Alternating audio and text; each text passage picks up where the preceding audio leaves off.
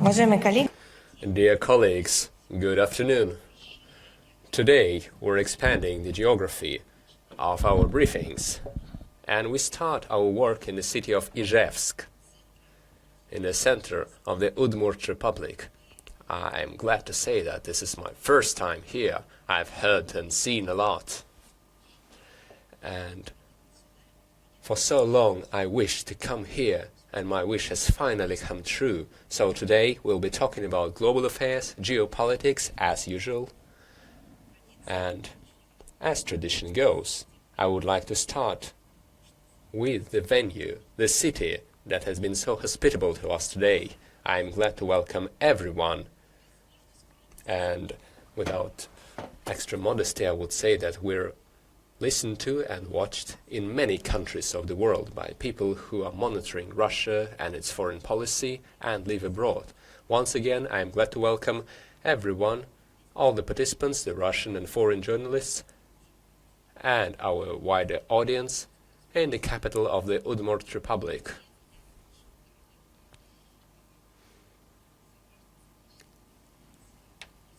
And this is not just for our citizens from the Udmurt Republic, this is for a wider audience. I would like to share with everyone the city, the history of the city of Izhevsk. It is a city founded on the banks of the Izh River and Vyatka River.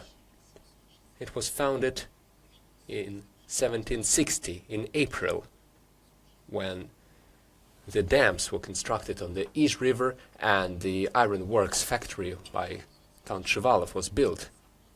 And in 1774 the factory was almost destroyed during the Pugachev uprising, and production almost stopped then. And the city was essentially reborn on June 10, 1807, when at the order of Emperor Alexander I, the mining engineer Deryabin founded an engineering factory. The third one, and the weapons factory. And as further events have shown, this was a very timely decision, since history repeats itself. And back then too, times in Europe were quite turbulent.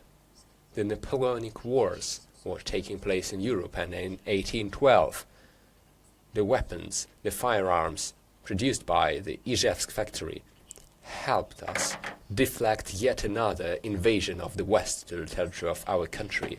And ever since, Izhevsk has been known as one of the leading weapon centers of our country. During the Great Patriotic War, it reaffirmed its glory. Izhevsk was the only Soviet city to produce all types of small arms. We will definitely published a link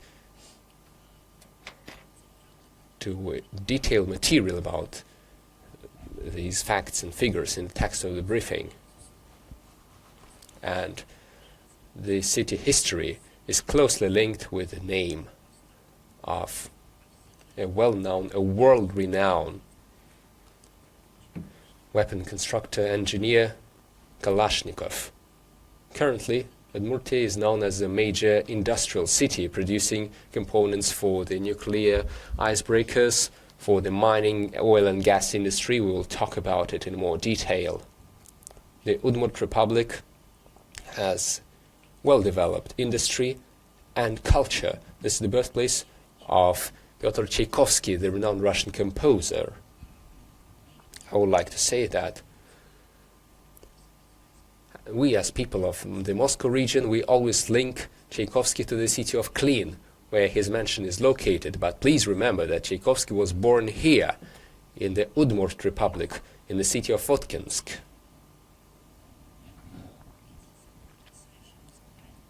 So our amazing musical traditions were continued. Nowadays, Udmurt Republic is talked about all over the world, thanks to the run of grandmothers. It has been my dream to meet them, to meet this music group, and today this wish will come true for me, I'm glad to say. It would be right to say that run of grandmothers, please wait for me, or rather run of girls, since They are so lively and full of energy. You may remember the year 2012, when they made a spectacular performance in Europe with their amazing singing and dancing. I think back then Europe was quite saddened to see that our traditions and our cultural code were so interesting and so powerful that we could overtake them at any turn with our traditions. This is a true story of the traditional values, which are not subject to any perversion or any false devaluation. We have shown the strength of our culture as it is, the way it should dominate, not some false agenda, the true traditions. And surprisingly, I never knew this, but I was quite amazed to find out, and it's a reason for respect.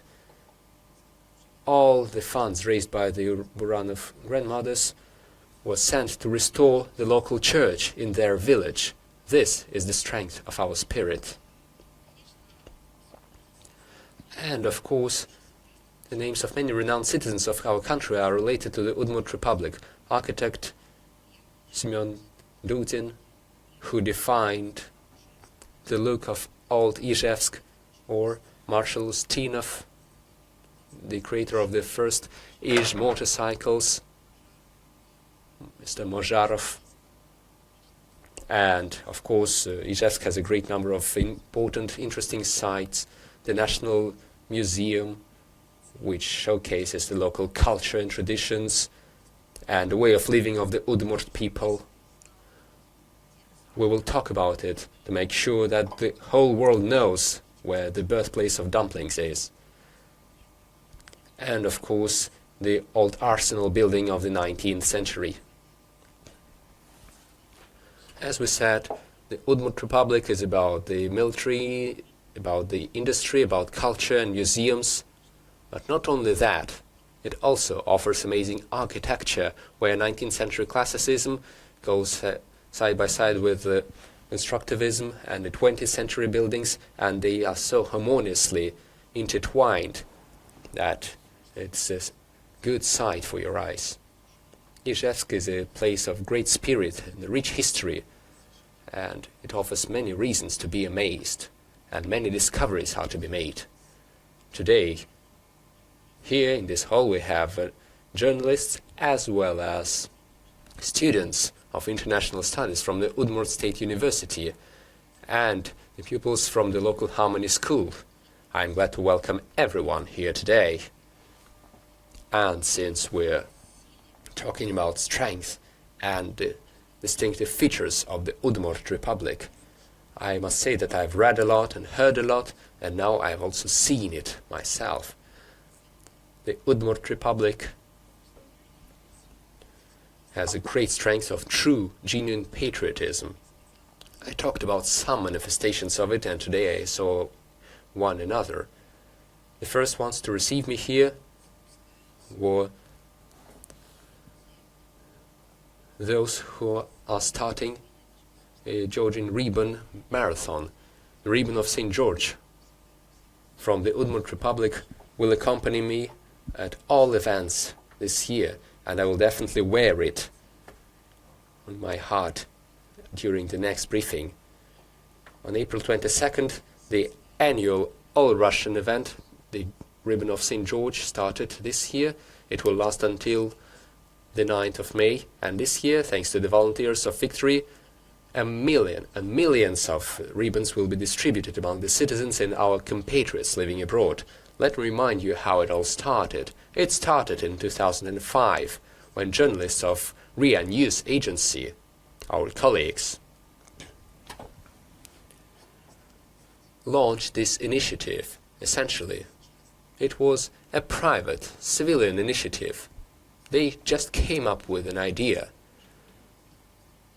Since the image of the ribbon is important, why not turn it into a physical symbol, to make sure it can be gifted, it can be placed on your clothing, to turn it into a material symbol of our victory.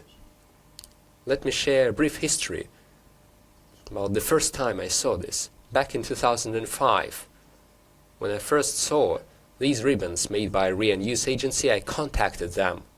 I was a very young diplomat of the Foreign Ministry back then. I didn't have any leadership role. I was an ordinary diplomat, and I asked them, where can I get these? I said I wanted to bring them to the United States of America, where I was assigned back then. I wanted to organize an exhibition for the Victory Day in 2005 at the UN headquarters, and I said I wanted to distribute these ribbons for everyone. So they thought and said, okay, we will give them to you. So these were the first steps of exporting this ribbon all over the world, and now it is a great tradition which has truly become a unifying tradition for all the people. And in 2026, despite the bans and the persecution, the event will take place in over 30 countries of the world, in Algeria, Panama, India, Panama, Qatar, Egypt, Transnistria, the CIS countries, Middle East, Africa, Latin America, Asia-Pacific region, even the countries with so-called unfriendly regimes. The event will take place on the basis of our embassies, the Russian houses. In the year when the event turns 18, the organizers are planning to distribute 21 million ribbons, and volunteers are involved on 8,000 spots, including the territories in the far north. I would like to say that the ribbon of St. George is the holy symbol of victory, the victory over Nazism and fascism, and a symbol of heroism and courage of our ancestors, of our compatriots. Not in an aggressive way, but in defense of their motherland. Millions of people in Russia and outside of it see it as a symbol of respect for the fallen, respect for the veterans, respect for our ancestors, and a link to our generations. This is a symbol of courage and peace. Take a look at the aggression that our enemies show towards the ribbon. How can this small object harm them? How is it dangerous to them? Does it carry any disrespect? Quite the opposite. And still, they show such aggressive hatred for it. What does it look like? What can we compare this to? I think this is like holy water. It does no harm, but as soon as it touches something evil, it starts hissing and crawling away. So I thank everyone from the Udmurt Republic for what you're doing, for your wish to share something about your region, for gifting me this ribbon, and for telling me how this event will be celebrated in the Udmurt Republic. And I think I will hear a lot more today. I have great plans, and we have a tradition to talk about international and interregional links, and the special features and cultural traditions. So, in the beginning, I've made quite an emotional speech, but now I'd like to proceed to the figures and facts. The Udmurt Republic is a dynamically developing subject of the Russian Federation with a high-tech economy, building its external relations, taking into account closer cooperation with friendly states. I would like to remind you that the region successfully cooperates with more than 85 countries of the world. What are the priority partners of the Udmurt Republic? These are the CIS countries, the Middle East, Africa, and the Asia-Pacific region. For the 9 months of last year, 2025, trade turnover increased compared to the same period in 2024 by 12.6%, amounting to $576.2 million. The main export deliveries are carried out to Kazakhstan, 28.2%, Belarus 20.6%, Turkey 15.2%. Trade positions are dominated by machinery, equipment and vehicles, metals and products from them, wood and pulp and paper products, food and agricultural raw materials. Republic imports the most goods from China, 67.4%, Belarus 10.5%, and the United States 5%. The development of Udmurt's foreign trade and economic ties is based on 14 cooperation agreements. Partners include regions of Belarus, Kazakhstan, China, Uzbekistan, and South Africa. Udmurt is actively expanding the geography of contacts in 2025. Working visits of Deputy Prime Minister to Kazakhstan took place, and to Belarus. Udmurt delegations visited Bahrain, Kazakhstan, the UAE, Saudi Arabia, and Uzbekistan with business missions. The region was visited by delegations of entrepreneurs from Kazakhstan, Kyrgyzstan, China, Mongolia, and Turkey. This year, business trips are planned to Belarus, Vietnam, India, Indonesia, the UAE, and Uzbekistan. As I said, but let me get back to that again, the Udmurt Republic is a regional region that attracts guests with amazing picturesque nature, ancient customs, unique history, and rich culture. On its territory there are more than 2,000 objects of cultural and historical heritage and natural sites. Once again, 2,000. This is about building the tourism routes and sightseeing events. Our people enjoy traveling, and I think tourism is one of our good traditions. In Udmurtia, you will enjoy 2,000 objects of cultural and historical heritage and natural sites. There are 7 theaters, 42 museums, 552 so-called cultural and leisure institutions, but you understand what we're talking about in this bureaucratic language. And the gastronomic sites are also here. The variety of tourist resources provides opportunities for the development of popular tourism destinations, cultural and educational, gastronomic, once again, and other different types of activity. And the Republic also develops ecological tourism, offering unique routes through protected areas and national parks. Udmurt's tourist complex consists of almost 2,000 objects of various purposes, many of which are connected with the life and work of world-famous personalities, like the museum estate of Pyotr Tchaikovsky in Votkinsk, the museum and exhibition complex named after Mikhail Kalashnikov, a unique collection of small arms of the Izhevsk plant, architectural monuments of the merchant city of Sarapul, and the State Zoo of Udmurtia, one of the largest in Russia. Unfortunately, I won't have an opportunity to visit all of it, but I have good plans. And ethnographic tourism deserves a separate mention as one of the most demanded. Among the landmark objects are the Architectural and Ethnographic Museum Reserve Ludervai, the Center of National Culture, the Center of Udmurt Culture, Mügi, the Historical and Cultural Park Dondidor. I'm sorry if I'm mispronouncing that. Dondidor, am I right? Yes, that's right. I had help here. And we're not just talking about static objects and sites. They are also actively involved in various events, festivities, festivals, conferences. Annually, the Republic holds the music festival called in the homeland of Tchaikovsky, the theater festival Tukfest, the International Festival of Circus Arts, Finno-Ugric ethnic cultural festivals aimed at preserving the original culture of the Udmurt and kindred peoples, including the International Festival of Finno-Ugric Cuisine, Big, the festival Fairy Tale Heroes in the homeland of Tolbabai, Kurtfest for Shoot, and Palizian. I would like to say that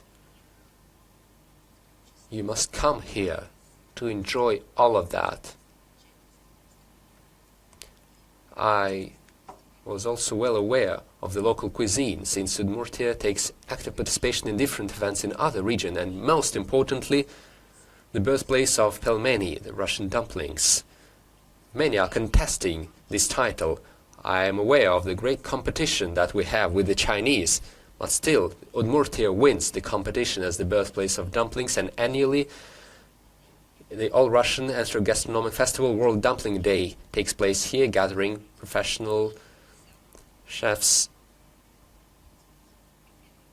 the dumpling professionals from many regions of the country, from the Arctic to Kamchatka, and tens of thousands of visitors. During the week, guests can try various variants of pelmeni, attend master classes of making dumplings of different peoples and regions of Russia, and participate in cultural program events. You may plan your visit here accordingly. Right now, I would like to say a couple of words, not about Udmurt, but about the Ministry of Foreign Affairs in this context. The ministry supports all the regions and Udmurtia as well, along with the business community, to expand business ties, expand cultural ties, and renders all practical support via Izhevsk mission of the Ministry of Foreign Affairs, and we are ready to continue our close cooperation. I think, since I see a lot of mass media of Udmurtia, and we will come back to this topic soon. And right now, let me switch to our international agenda, and let me start by the schedule of our Foreign Minister, Sergey Lavrov. On the 27th of April, the lobby hall of the Ministry of Foreign Affairs will host an exhibition dedicated to the 100th of diplomatic relations between Russia and Saudi Arabia. Welcoming remarks will be given by our Foreign Minister, Sergey Lavrov. The event will be attended by ambassadors from the Arab states, the academic community and expert community, and parliamentarians. The exposition will represent photos and copies of documents of the archive of the Foreign Service and the National Archive of the gift of King Abdulaziz, dedicated to the history between the two states, which were founded in February 1926. And between the 29th to 30th April, Sergey Lavrov will visit Astana, will meet the President of Kazakhstan and the Foreign Minister. They will talk about strengthening relations, bilateral relations of strategic partnership and alliance in terms of the top-level contacts. They will discuss bilateral agenda, as well as how to deepen trade, economic, cultural ties, interaction on the integrational forums. This is EEU, CSTO, CIS, and the ministers will check their notes, compare their notes on the regional agenda, as say diplomats on the relevant international issues. Now let's switch to international agenda and geopolitical processes. So, situation in Ukraine. The Kiev neo-Nazi regime continues massive terrorist attacks against civilians, civilian infrastructure. Over the past week, the drones killed about 130 civilians. 10 of them, including one child, died. At least 120 people, including 7 children, were injured. And the international community allegedly concerns about the destiny of the children, that they adopt resolutions, declarations, and it comes out they don't see the real situation on the ground. And let me cite you a couple of examples. In Belgorod region, from April 15th, 22nd, 10 people were killed. About 10 were injured, among whom a 10-year-old girl. Bryansk region. On the April 18th, the drone on the passenger car, and the operators knew that this is a passenger car bus going to Chernookova village. So a woman was killed, another one was injured. On April 18th to 19th, various residential units suffered from drones, killing one, and this was in Bryansk. On the 20th of April in Kurkovichi settlement, a woman was killed by a mine, Lepestok mine, which the Kiev regime deploys everywhere to kill civilians. And these are discriminate attacks. DPR. From the 14th and 17th April, the drones killed 5 people and injured 5 people, including a girl. On the 15th of April, Ukrainian attacked the passenger bus in Korlovka, killing 3 people. The Zaporizhzhia region, the drone killed in Dnepro-Rudne and injured a 15-year-old girl. Krasnodar region, 16th and 20th April, night strikes of the Ukrainian drones in Tuapse killed 3 civilians, including a 14-year girl. 5 of them were injured, including 1 child. Residential homes and social infrastructure were damaged, and no one hears the news. And there is no word in the Western mass media about these events. Not even the press releases of the European Union, of the Parliamentary Assembly. No word in the statements of the chefs of the European diplomacy.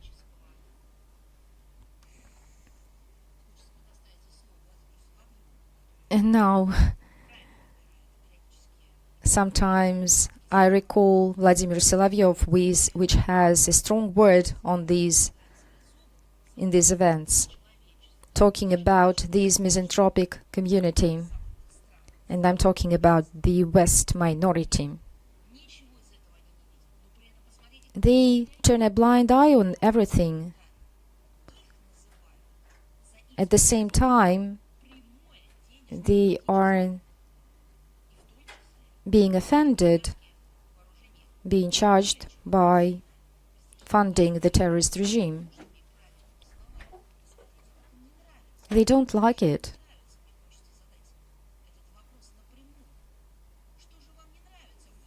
So the Western elite make direct supplies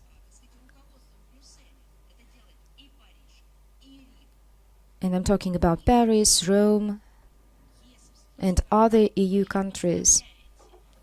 It is you who supply to the Kiev regime money, funds, equipment, intelligence. You welcome Zelensky and his underlings for the simple fact that they kill people, that they attack civilian infrastructure. So we can't choose words in order not to offend you. No, that's the truth. That's what you are called like. Because you are using money and rearm and use political resources in order to support terrorists. And that's our perspective. All those who are deliberately killing children, women, civilians, bus stops and hospitals, kindergartens and maternity houses, all these are terrorists. It's not about hostilities in defense. They not defend their population. They called their own population as subhumans and then switched to the population of some other countries. So that's the right wording for all those who sponsor terrorists. By the way, maybe somewhere in Italy, France, Germany, or in Austria, or any other country of EU, no one heard about the environmental impact caused by drones sponsored by them, who fly, for example, on oil repositories, gas stations.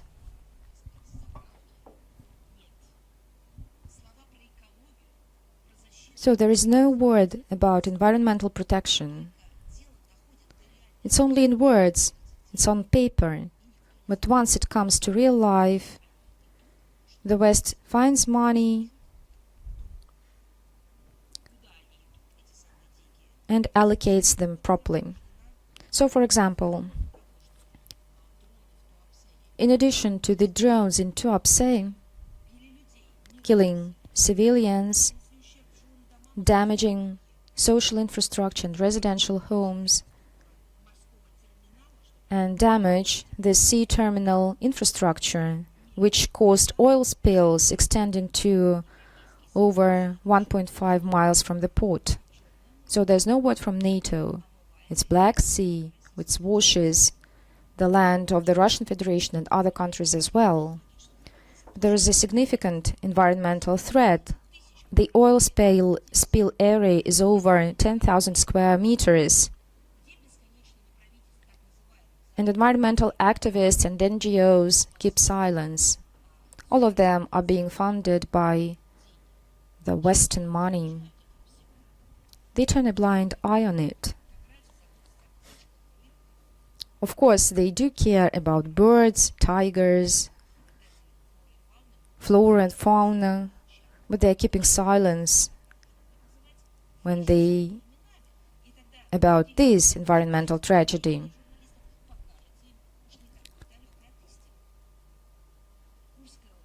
Kursk region, on the 17th of April, the Mokroshina settlement, a 12-year-old boy was injured. Do you remember how the Western political figures, while addressing under the slogans picturing Syrian children, referring to atrocities committed by the then Assad regime, and right now we can see that many people were killed by the Kiev regime funded by the West. No photos are being seen in the West, photos of the children killed in Tuapse, or in Kursk, or in other Russian regions. Because if they do so, they need to explain themselves, to explain where they send their money. So, in these words, they should explain that they fund the killings. In Samara, in Syzrin, 2 residential buildings were damaged. One of them, the front door, and under the ruins, a 12-year-old girl was killed, along with her grandma. 12 people, including 2 children, were injured. On the 23rd of April, the strike on the industrial facilities killed 1 man. In LPR, on the 20th of April, in the center of Stakhanov region, 2 civilians were injured. In Kherson region, from 18th to 19th April, a terrorist attack killed 1 man and injuring 5 people. On the 20th of April, the drones in Velika Dlipetsikha seriously injured the deputy head of the municipal district Dmitry Tolchev. Amid this backdrop, the Ukrainian mass media and Zelensky continue to replicate and to duplicate lies, charging Russia of discriminate strikes against civilians. So let me remind you that, unlike the Ukrainian army, the Russian army attacks only military purposes. And all these victims among Ukrainians, this is the result of cynical deployment by the Ukrainian army of air defense system and residential units and their inept application, because they do it discriminately, because they got used to cover themselves by civilians in order to implement their criminal activities. All these facts aside prove that the Kiev regime carries out terrorist war against Russian civilians, including against women and children, They open fire on maternity hospitals, kindergartens, schools, magazines, shops, groceries. And what is striking is the fact that they kill their own people. They don't take mercy of them. By conducting mobilization, by burying people, while they are striking and deploying air defense systems close to residential units.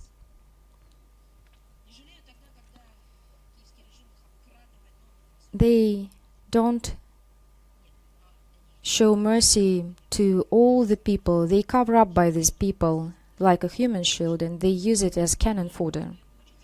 First and foremost, they are exterminating their own people in cold blood.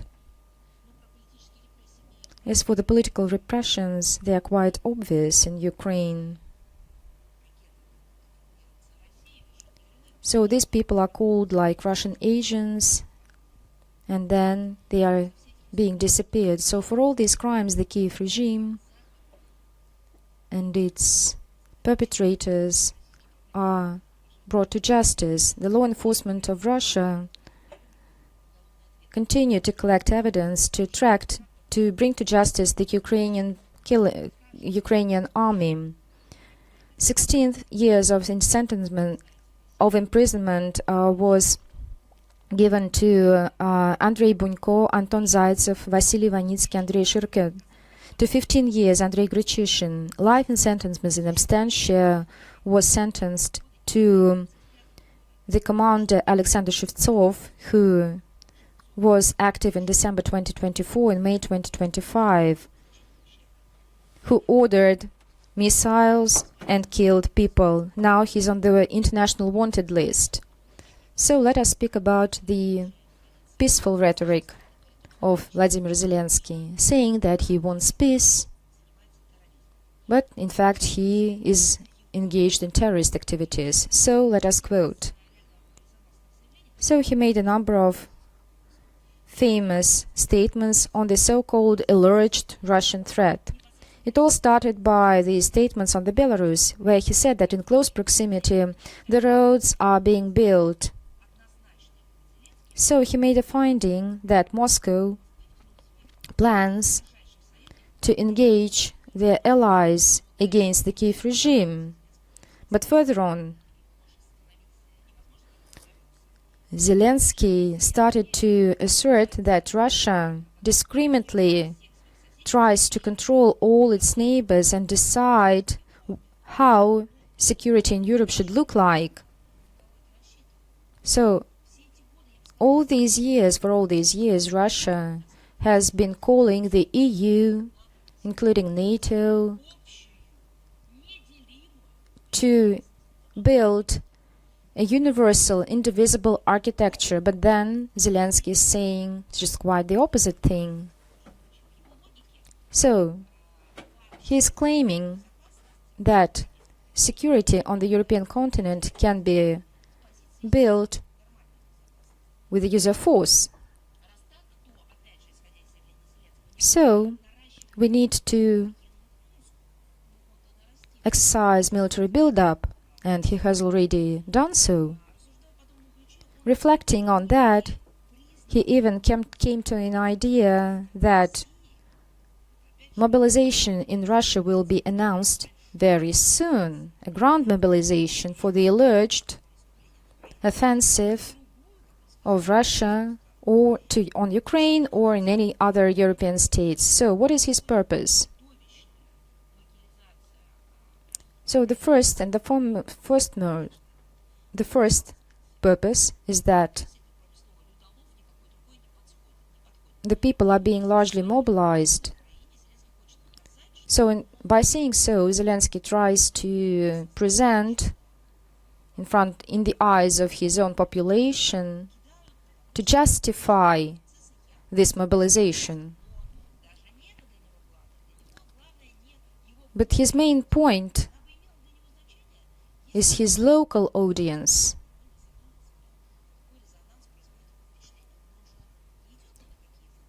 He's caring about money, so he doesn't bother about the response of his audience. The main audience is the West. So there comes up a question. Why is he claiming that Russia is going to attack any country in Europe? He explains, in fact, he wants to attract attention of his Western partners. He wants to convince them that this aid should remain in the previous amounts. He wants the West didn't bother about their own problems, about the problems of their people. Such a dependency has become, in fact, a state policy of Ukraine, of modern Ukraine. They are living like kings. They are dictating their own rules to the West. And they believe that the West and the EU are contaminated by the Stockholm Syndrome. They came to love to all those who insult them. So as for Russia, we are resistant to all those who are aggressing us. And the West, being masked by the tolerance and by this new ethics, they even liked the offender. They didn't love it with Christian love. If they did so, they would stop supplying weapons. They would say that terrorist acts and aggression, nationalism which was then switched to neo-Nazism is bad. No, that's not the thing. No, they love it with the love of a victim who has no other way out. They essentially place them in a state of absolute dependence and subjugation, and most interestingly, they are not trying to hide that. Just listen to what he says. Zelensky told it to his own Ukrainian TV channel. This is a direct quote by Zelensky. In order to receive missiles, Zelensky said, we will negotiate. Buy. With what money, I am asking? With the same money he's taking from them. Assemble, exchange, even blackmail. That is what he's doing. When he tells them that Russia is supposedly going to attack Europe, he is doing so for the purposes of blackmail, of intimidation. He's intimidating them. At the end of March this year, the Norwegian portal Stegen stated that Ukraine's plans to sell the weapons it backed for contradict the ideas of all military support for the Kiev regime from the West. The Western journalist from Stegen wrote that behind the urgent assistance to Ukraine in the fight for freedom, as they call it, are plans to integrate the European and Ukrainian arms industries. Here is a direct quote from this material. There is no more corrupt sector in the world than the arms industry. Some will argue that arms exports will strengthen Ukraine's treasury. This is said by Western journalists, but no one has the slightest idea whose pockets these revenues will actually fill. The publication concludes. Let us stop right here. If the Kiev regime was going to defend itself, perhaps it would simply ask for weapons and use them. But no, the Kiev regime is asking for weapons to perpetrate terrorist activities on the territory of the European continent and outside of it as well. In particular, unfortunately, the terrorist activities in Africa will become more active.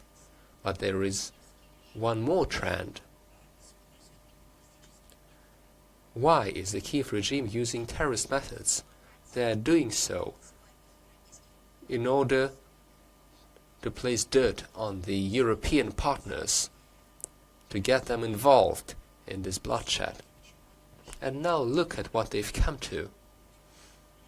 through manipulations and through getting them involved in terrorist activities, the Kiev regime is not just begging for weapons from the European Union and NATO. Now they are starting to sell these weapons. So where is the defense of the Ukrainian citizens? Where is the protection of Ukrainian freedom and independence? There is no talk about that. There is only a colossal corruption, weapon and blood-based scheme, where money is being split and given back to those who provide them, and now they are also going to sell the weapons, including legal sales, as they say. Take a look at another important example. On November 18, 2025, the American magazine Responsible Statecraft reported that the trail of Ukrainian corruption leads to former CIA director, not just a bank director or a financial director or a stock exchange head, the former CIA director and former US Secretary of State Mike Pompeo. In 2025, he began consulting the Ukrainian military firm Firepoint, which fell under suspicion of systematic speculation and price gouging. This enterprise was also accused of having links with an associate of Zelensky, Timur Mindich. Remember, a figure in the scandalous corruption scandal known as the so-called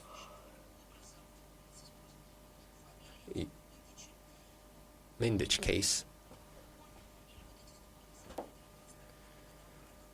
Having earned about $1 billion in 2025, Firepoint, backed by Mike Pompeo, is now building a plant in Denmark. Why? Peace on the European continent has been inconvenient for many for a long time. Fighting on the European continent has resulted in the accumulation of riches of many outside of Europe. Now take a look at this wordplay. The discussions of certain European integration of the Kiev regime. In Kiev, the idea of European integration of the country is voiced in its own way. On April 21, Zelensky stated on Ukrainian media, I quote, that an alliance of Ukraine, Norway, Great Britain and Turkey would make Europe the strongest in the world. These are 4 countries that the EU is missing. Who said so? Zelensky said so. This is a man who was trusted by the Ukrainian people in order to reach some way of economic development. And now Zelensky has ruined everything: industry, science, education, culture, economy, finance. He just turned it into a money laundering scheme. But they are laundering blood money. And now this man says that he knows how to make the European continent stronger. Perhaps he can be trusted. But on the contrary, just listen to what he says and do the opposite. What is he really talking about? He is simply voicing the ideas planted to him. This is about an establishment of a new military bloc in Europe, done by Zelensky.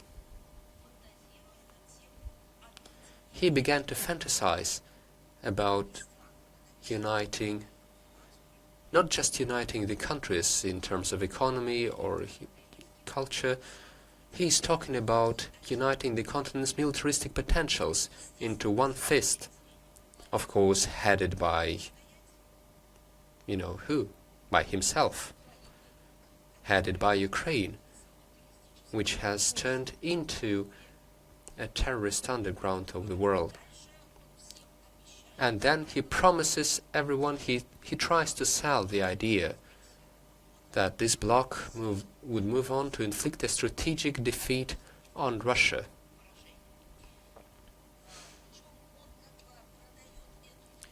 he is selling this idea without any link to the United States. Supposedly, this would be a purely European bloc, a military structure of the continent.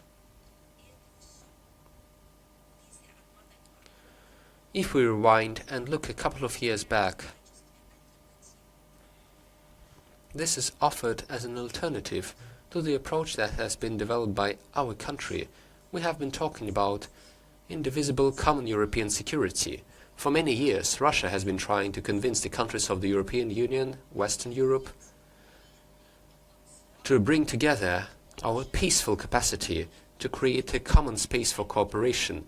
You may remember the term from Lisbon to Vladivostok, in order to act for the good, for the benefit of peace and of the people, of the citizens.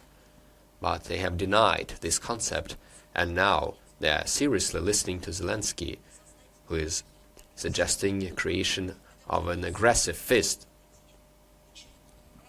so that he can once again begin conflict in the center of the European continent. The Kiev regime can objectively exploit and spread the worst anti-human practices that it tests on the Ukrainian people. This is what he can do. It is surprising that in the West they do not understand this or do not want to understand, and remember from history how such attempts ended. That is why, perhaps, they are trying to rewrite history. Perhaps there is something lacking in them to compare the ideas with history and how such attempts have ended historically. We noticed another statement of the General Staff of the Armed Forces of Ukraine dated April 15 this year about the creation under the Commander-in-Chief Alexander Syrskyi of an advisory body of the so-called Expert Council. It even has an English name. That's what they need, an English language name, in order to appeal to the West. It is called Allied Reform and Expert Support, chaired by the former Deputy Commander of the NATO Joint Armed Forces in Europe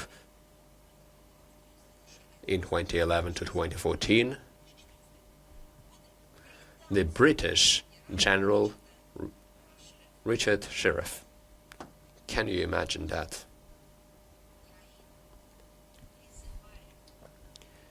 Ukraine is calling to establish an advisory council, not to be led by a Ukrainian citizen or a Ukrainian public or political or military figure, but rather a British one. It is reported that the structure also included other Western military personnel with, I quote, unique combat and management experience. What kind of unique combat and management experience can they have?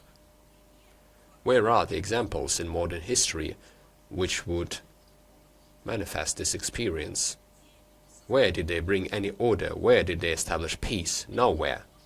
So who are these unique specialists and experts? These include the former CIA director from 2011 to 2012, General David Petraeus, former NATO Deputy Supreme Commander for Transformation, Manfred Nielsen, from Germany, former Deputy Chief of Staff of the British Naval Forces from 2022 to 2025,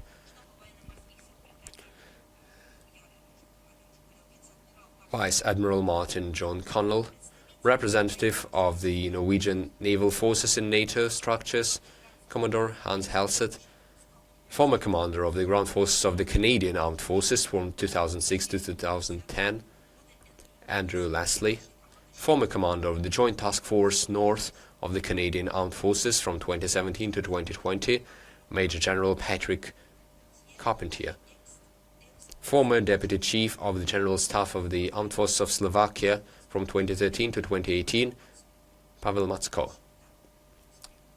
A nice group of experts, isn't it? How many people they've saved, how many conflicts they've ended. How many countries have overcome emergencies thanks to them? Of course, this is irony by me, because they did nothing. They only did the opposite.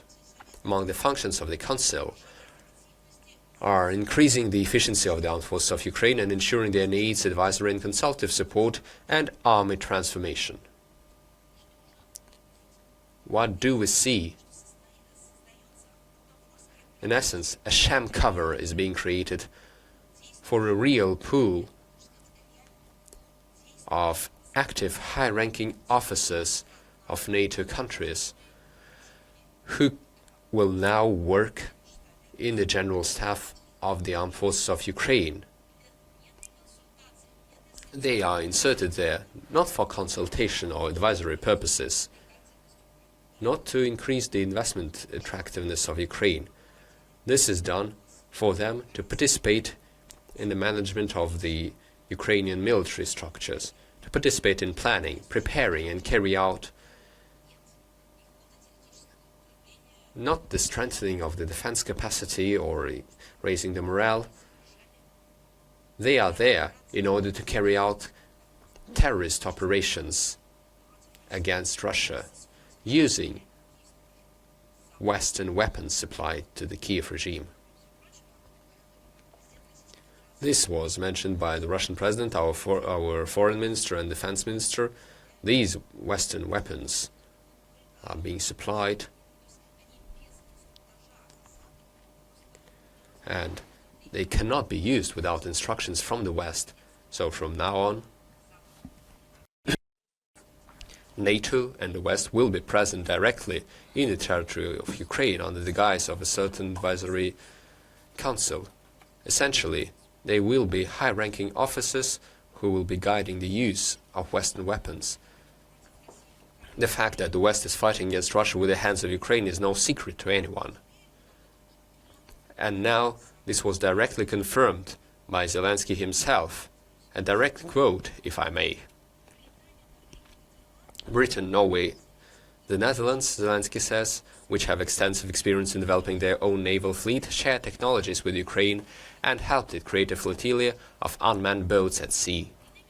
In other words, they supplied Kiev with their developments in the area and brought them to mind in combat conditions. Therefore, responsibility for the consequences of using such supposedly Ukrainian drones, both at sea and on land, is equally borne by those who armed the neo-Nazi regime of Zelensky with them.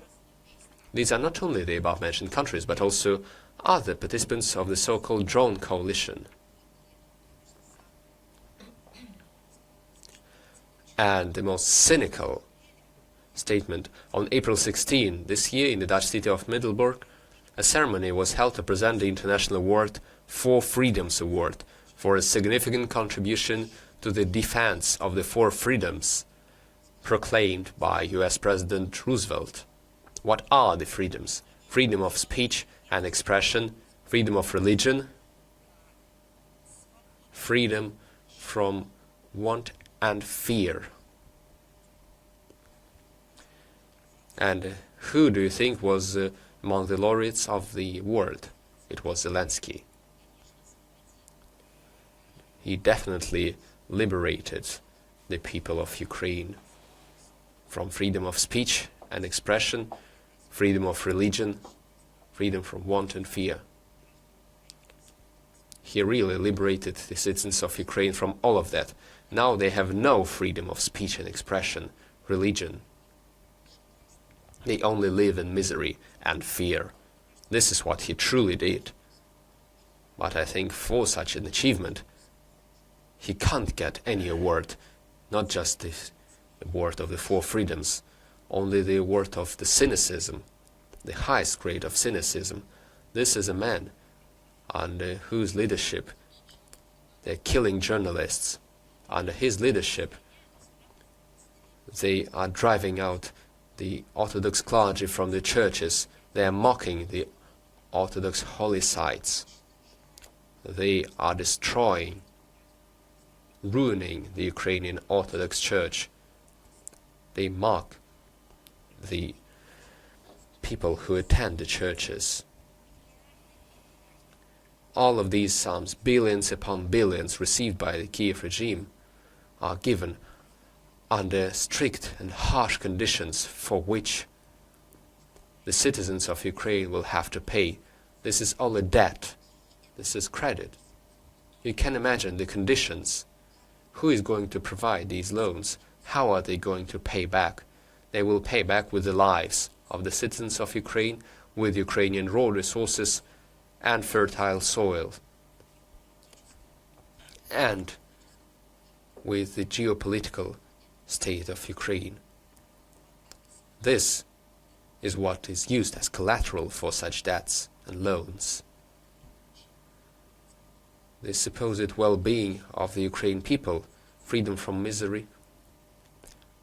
This is how Zelensky was awarded.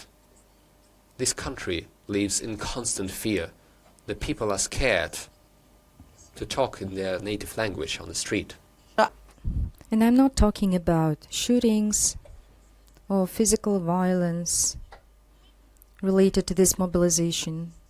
I'm talking about the nature of the life. I'm talking about the mother tongue. Even children in Ukraine are being held responsible for speaking Russian. For example, at school, with tutors, in public spaces, in groceries, in hospitals. And so for this also he is being awarded this prize.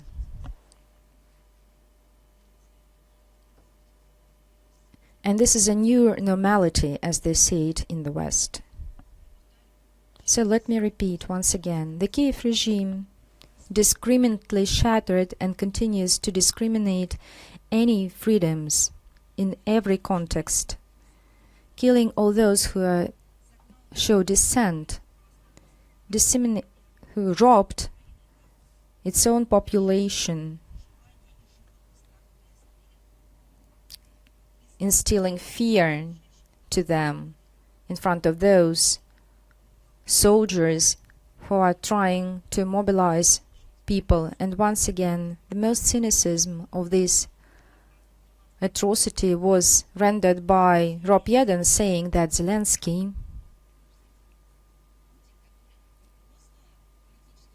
and this is not just a political figure,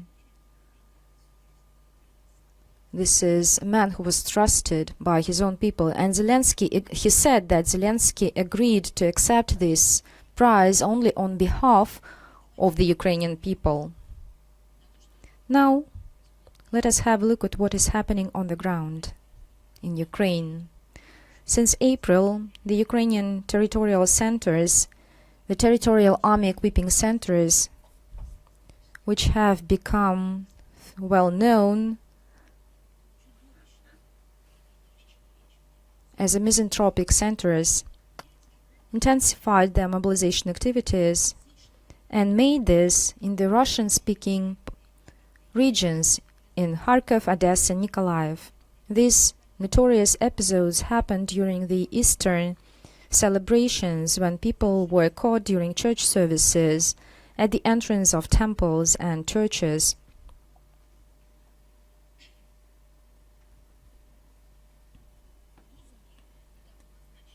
The slogans of the recently appointed Defense Minister of Ukraine, Mikhail Fedorov, on the comprehensive modernization of military mobilization distracts attention of the military. And so the mobilization, the rate of mobilization remains the same. The mass media recalls about functioning in Ukraine of informal detention units. So on the one hand, several decades ago, the world got used to the fact that there is a flying prison of CIA.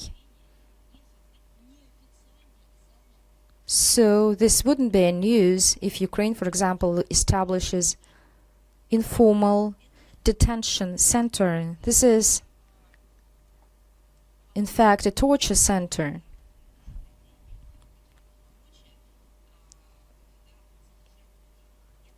This is a kind of torture centers, and everything that happens within the premises of these units, atrocities happen there.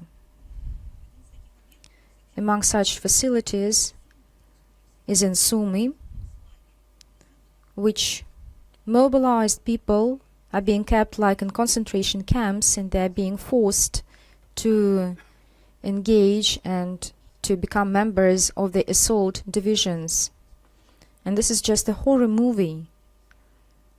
I can compare it with a horror movie, what is happening in Ukraine. All these slogans, they're just hiding all the real things that are going on in Ukraine.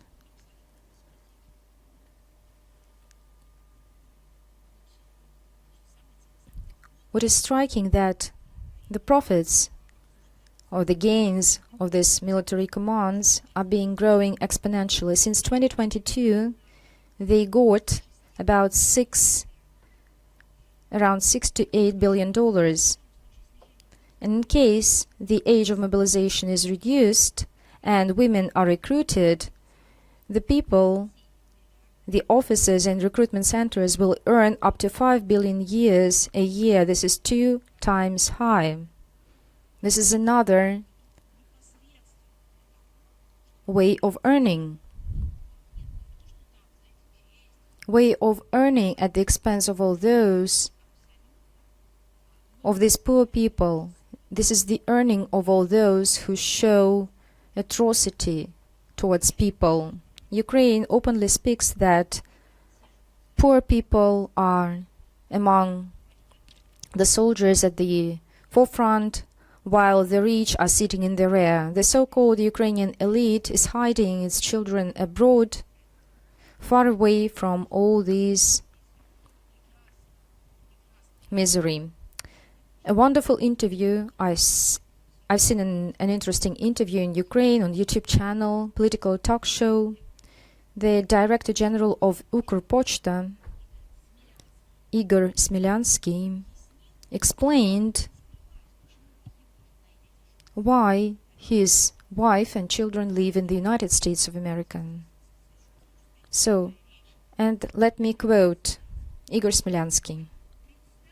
Just imagine if my children went to school in Kiev, they would read and be bullied, and it's quite obvious that Ukraine, whose people has become slaves of the territorial army equipping centers, and that's his patriotism, the patriotism of Ukrainians. And I'm speaking about the ideologies prevailing in this country and even reigning there. Forced mobilization of Ukrainians was being shown by the French journalists who filmed a documentary in Ukraine, and this film was also about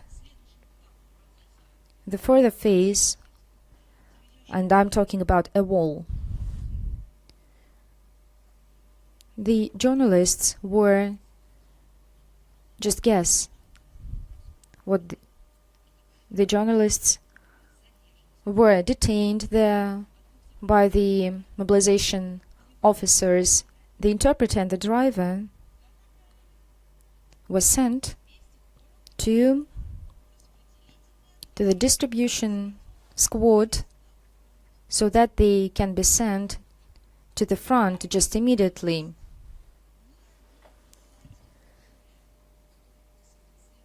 And this is unprecedented story. We know that there are various fantasist writers like Orwell who try to predict the future of the humankind. Even these writers could not have imagined and predicted such a scenario which is unfolding in Ukraine. Can you imagine Zelensky takes a prize for the freedoms of speech, for 4 freedoms, while all those who are following his orders detain foreign journalists, which are then sent to the front?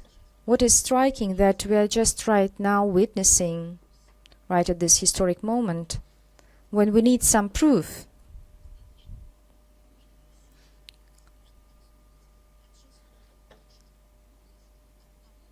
In fact, all this is a terrible picture that was born by the West. And we will continue to unveil all these atrocities. And I wonder whether this film, this documentary, will be released or whether it will take some international prize. I think that they will get some penalties, or maybe be persecuted, or maybe they will be persecuted in France. Likewise, all those who took the interview, who interviewed Sergey Lavrov a couple of months ago, they posed very interesting questions. They released an interview, and after that they were discriminated in France. And right now, and I just watched the interview of our ambassador in France, that right now there are false charges against Russia, allegedly saying that in Russia there is no freedom of speech. In fact, there is no freedom of speech in France at all, because the journalists, after taking an interview, should apologize for taking this interview. Apologize for just taking questions, for just asking questions. And another topic, which has some connection with Ukraine, and even more deep, and I'm talking about the Russian policies on safety and security of nuclear infrastructure. We're seeing increasing threats against nuclear facilities in Zaporizhia, nuclear power stations, and Bushehr. So we would like to draw your attention on the main approaches of Russia. Russia attaches significant importance to strengthening nuclear security. We believe that the international relations prevail in terms of providing international security, and the state itself is responsible for providing security and outlines the relevant parameters. The IAEA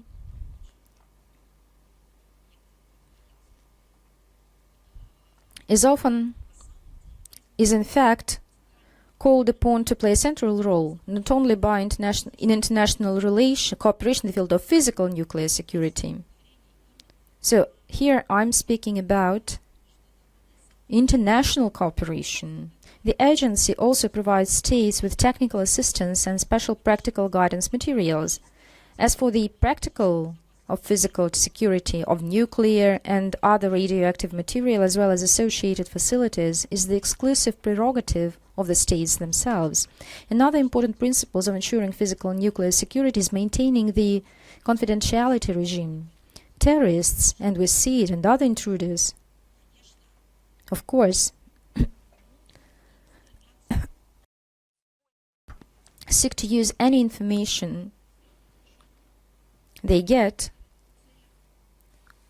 of their malicious acts and intentions, so they shouldn't have a chance to get the information about what algorithms of potential actions of criminals, as well as specific parameters of counteracting them, are used by states in the design of protection systems.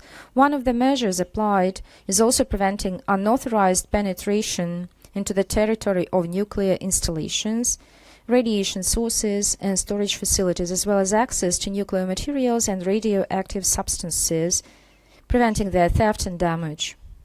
Ensuring physical protection is carried out at all stages of design, construction, operation, and decommissioning of nuclear energy, as well as in the handling of nuclear materials and radioactive substances. All nuclear materials their storage points and corresponding installations in Russia, as well as the transportation of nuclear materials and radioactive substances, are provided with all necessary physical security measures. Russia, let me remind you, that is a participant in key international legal mechanisms in this area, the Convention on the Physical Protection of Nuclear Material, and take into account the 2005 amendment. This is nuclear installations. This is the International Convention for the Suppression of Acts of Nuclear Terrorism, as well as the UN Security Council Resolution 1540 of April 28, 2004, one of the initiators of which was our country. Also, Russia ensures physical nuclear security is regulated inter alia by the Federal Law 1995 on the use of atomic energy. As for Moldova, we get a lot of questions. We closely follow the situation, and the authorities continue to work the anti-Russia narrative. Russia, and I quote, poses a threat to all those, to everyone, trying to impose their will through some hybrid actions. So there's nothing new in all these statements. But on the other hand, we see the purpose. And so we will try to reveal their purpose. In one day, the Moldovan authorities are trying to shift the blame on Russia for their own defects and gaps and even failures, starting from ecology and energy. So Moldova openly says that the country balances is on the fringe of the collapse, on the brink. Moldova is going through a deep crisis. This is an agricultural country. In fact, amid growing prices for the fuel, almost one-third of the country, local farmers cannot process their lands. So sociological polls show that over 70% of the Moldovan citizens are persuaded that they should resume negotiations with Russia. And after pro-Western forces came to power in Moldova, the crisis had deepened. Let us remember how the agriculture operates in EU, the agricultural industry. Because, for example, Greece,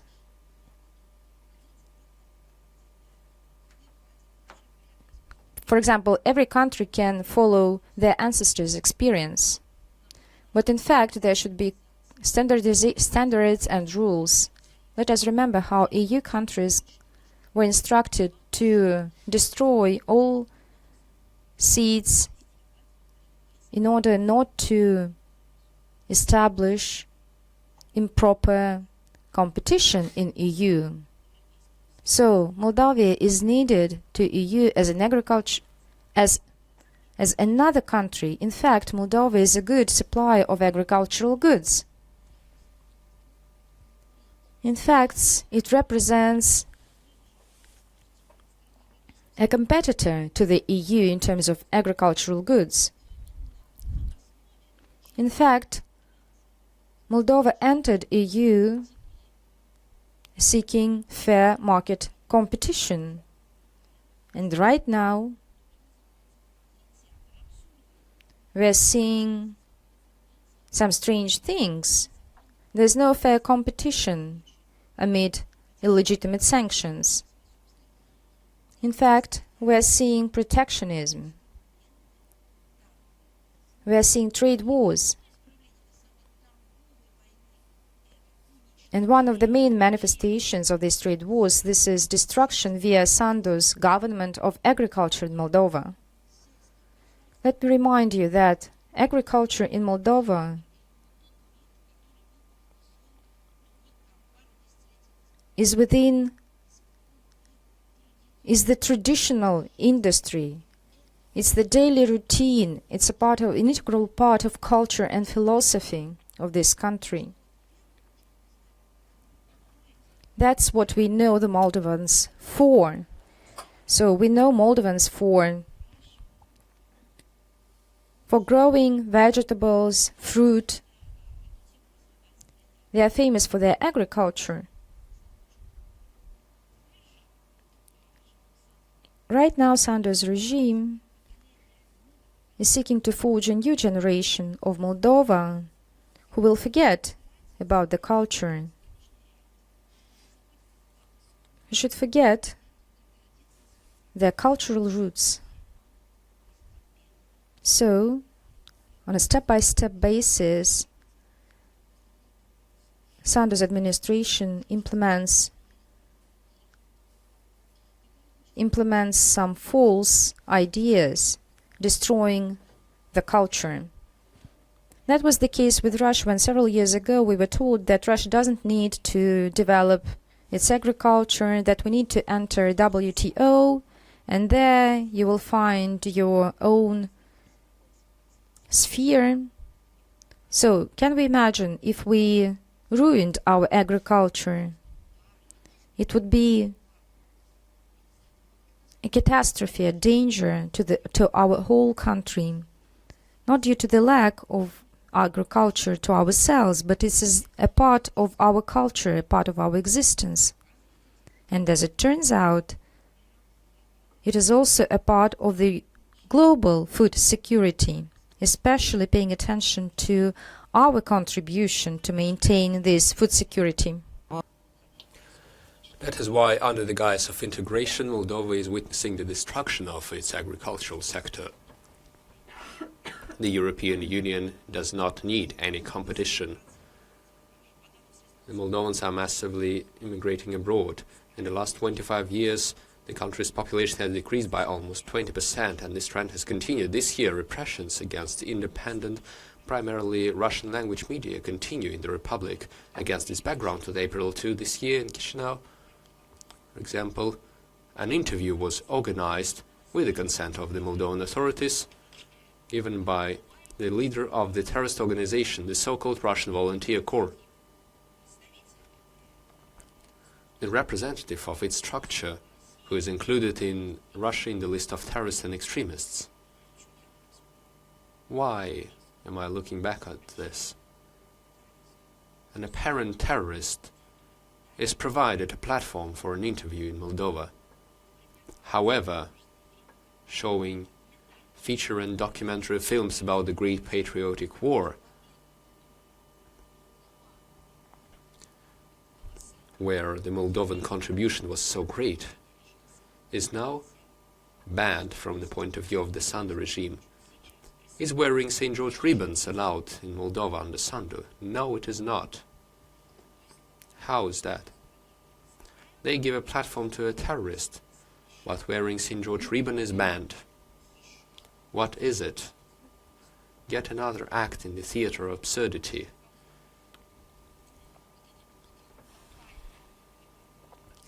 This total Orwellian hell in Moldova is looked upon suspiciously by the Western sponsors. Currently, in the 2025 Democracy Index published by the Economist Group, a British media company, Moldova and the Sandu regime got a status of a hybrid regime, characterized by attributes of democracy with authoritarian rulership methods. Previously, Moldova had a more advanced status. It was called a flawed democracy. Now it is a hybrid regime. All this time, the Moldovan authorities were crying out about hybrid threats from Russia, while essentially the West calls Moldova a hybrid regime. Moldovans themselves are increasingly using another term to describe their state, a mafia state. These are the current Moldovan realities. The same narratives and patterns as said in the West: poverty, political instability, authoritarianism, lack of rights and social tension. They did it with Ukraine first, now they do the same to Moldova. All of this is the consequence of the forced implementation of so-called European standards, which have never been European. What can be called a European standard? For example, right, the Roman legal system. What is left of it when sanctions and illogical actions are ruining laws? Freedom of speech. It can also be called a European value. The freedom of speech proclaimed there and media. But now there is nothing but censorship left, as well as persecution and bullying of those who are trying to voice their own opinion. Religion, faith, Christianity were one of the European values, the founding ones. What is left here? I think the opening of the Olympics in Paris has shown enough. Pure mockery. One of the European values was the understanding of the common European continent space. But now it has all been devolved into the desire to inflict a strategic defeat upon Russia. That is it. This chimera, called European values, is being imposed upon Moldova with only one wish, with only one purpose and goal: to ruin everything they can ruin in Moldova: agriculture, industry, production, science, education, culture, and so on, to turn Moldova and the Moldovans into Romania and Romanians, and then, after raping the entire country, they can do anything they want to them. But there are good news too. On April 21st, special aircraft of the Russian Emergency Situation Ministry, on April 21, it delivered a batch of humanitarian aid, which included mobile power stations, food products, tents, blankets, mattresses and pillows. 28 tons of humanitarian aid. The Russian ambassador to Lebanon and the director of the main directorate of civil defense of the Lebanese Internal Affairs Ministry took part in the humanitarian handover ceremony. A return flight carried out the evacuation to Moscow of 67 citizens of the Russian Federation and 6 citizens of Belarus who found themselves in difficult life circumstances due to the sharp aggravation of the situation in Lebanon. In difficult times, Russia has always extended a helping hand to the Lebanese people, as well as other people who ask for such help. We could not stand aside now either. In the current difficult conditions, when more than 1 million Lebanese are suffering from the consequences of hostilities, we express solidarity with the residents and leadership of the country. We confirm our principled position in support of the sovereignty, unity and territorial integrity of the Lebanese Republic. We hope that the ceasefire regime achieved on April 16 will be strictly observed, which will create conditions for sustainable de-escalation in Lebanon. We clearly see what is happening there. But we proceed from the desire to support the ceasefire,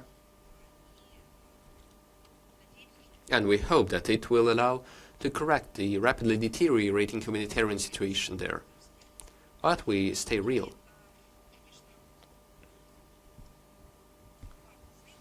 And a couple of fakes I would like to quote and debunk today, because they are quite massive. Real big fakes that we're about to work upon. High-ranking US representatives, including military ones, are spreading rumors about the supposed Russian intention to develop anti-satellite nuclear weapons, as they say. On their basis, anti-Russian doctrinal documents are circulated, as well as specialized military space exercises are held, during which actions are modeled in case of a hypothetical use of nuclear weapons in outer space. Absurd speculations by Washington have nothing to do with reality and are part of a propaganda campaign to discredit the space activities of the Russian Federation and its initiatives to prevent an arms race and arm to space. Let me remind you that as we celebrate yet another anniversary of the first manned spaceflight, I would like to remind you that our country explores space in strict accordance with international obligations solely for peaceful purposes and does not threaten the activity of other participants in space activities. Our country strictly complies with the 1967 Outer Space Treaty, which is the cornerstone of international space law. Article 4 of the treaty explicitly prohibits placing in orbit around the Earth any objects carrying nuclear weapons or any other kinds of weapons of mass destruction, installing or stationing such weapons in space in any other manner. For many years, Russia has made a significant contribution to keeping space peaceful.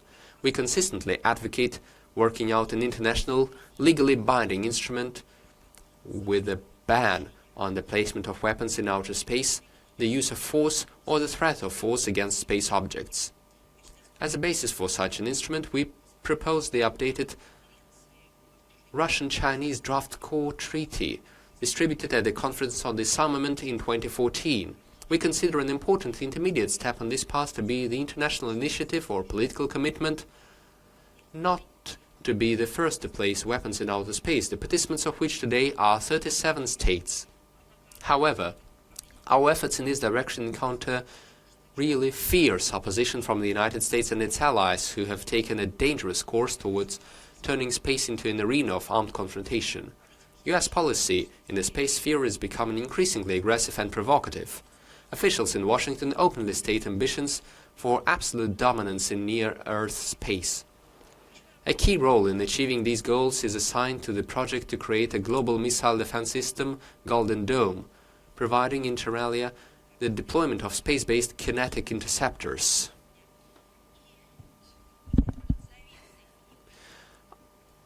Under the veil of an imaginary Russian threat, Americans, with the active support of a number of satellites, are stepping up steps aimed at placing weapon system in space and building up power potential there. Everything as usual.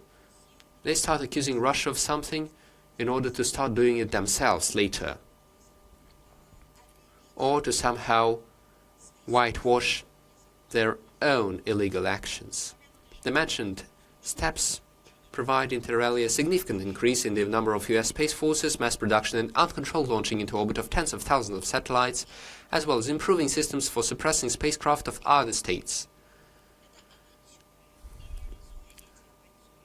These are misadventures, and the West ignores the fact that any armed conflict in orbit will have catastrophic consequences for the long-term sustainability of space activities and prospects for space exploration for all states without exception. And one another story in April 17, Soir published an interview by the head of the Belgian defense staff, Frederik Vansina. We know that NATO generals are trying with all their might to maintain a high degree of tension in relation with Russia, but what we read this time causes, frankly speaking, doubts about the competence and health of the employees of the Kingdom's Defense Department in Belgium. The Belgian military commander shared, among other things, the sensational news, as he said, that Russia recognized, quote-unquote, the Narva People's Republic on the territory of Estonia. How is that? What did he use before the interview? What was he on? This is, of course, disinformation, or to call a spade, outright lies. Is Belgium going to summon our ambassador? And if so, as stated by our ambassadors many times, they are trying to use any opportunity to provide the true, real, genuine facts on the topics that cause concern in their country of stay. Let us go into detail of the interview by the Belgian military leader. The military political leadership of Belgium is clearly adopting propaganda experience from EU and NATO officials, who, within the framework of their distorted picture of the world, are trying to invent ever new reasons to justify the accelerated militarization of Europe.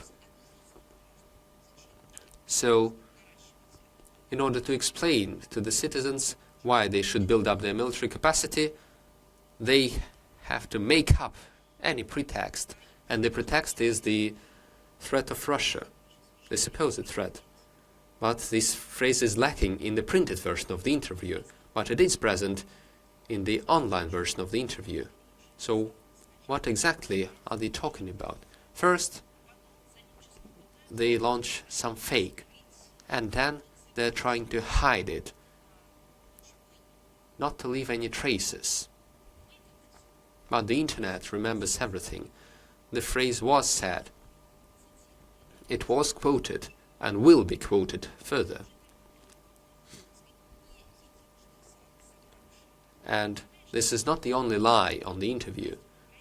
He said that the end of hostilities in Ukraine would not lead to a detente, supposedly, because they say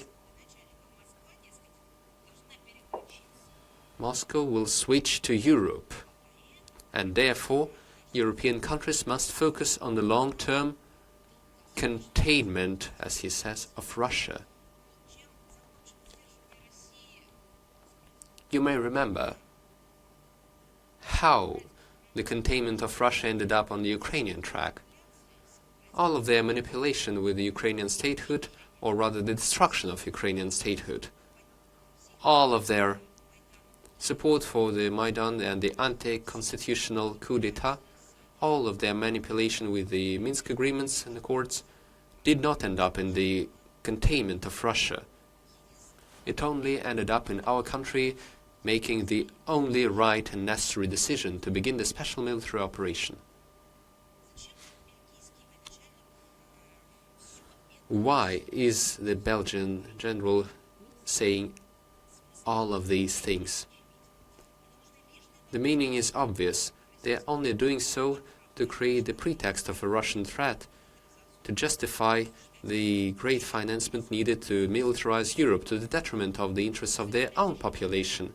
However, the most outrageous passage is about Ukrainian blood paying for, you know what? The precious time for Europe.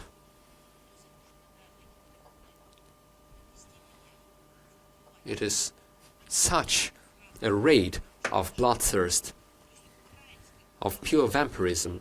There is no going back. They say that the Ukrainian blood is paying for the time, for precious time for Europe. How's that for a deal? It is not the first time we hear from EU strategists statements indicating their readiness to fight to the last Ukrainian.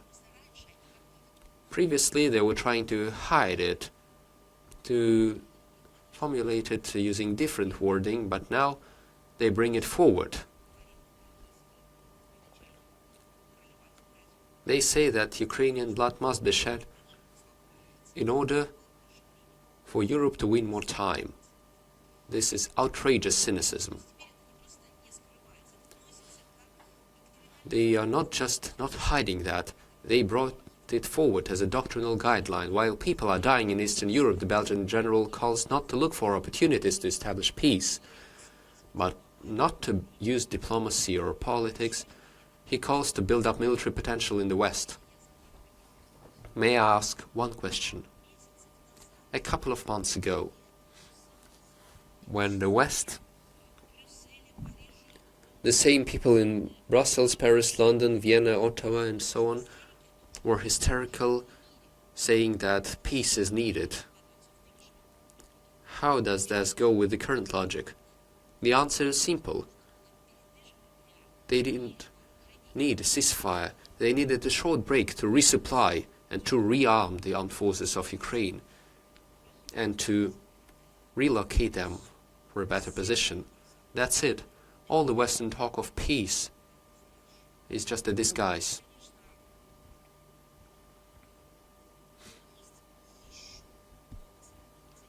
There is another option for cynicism.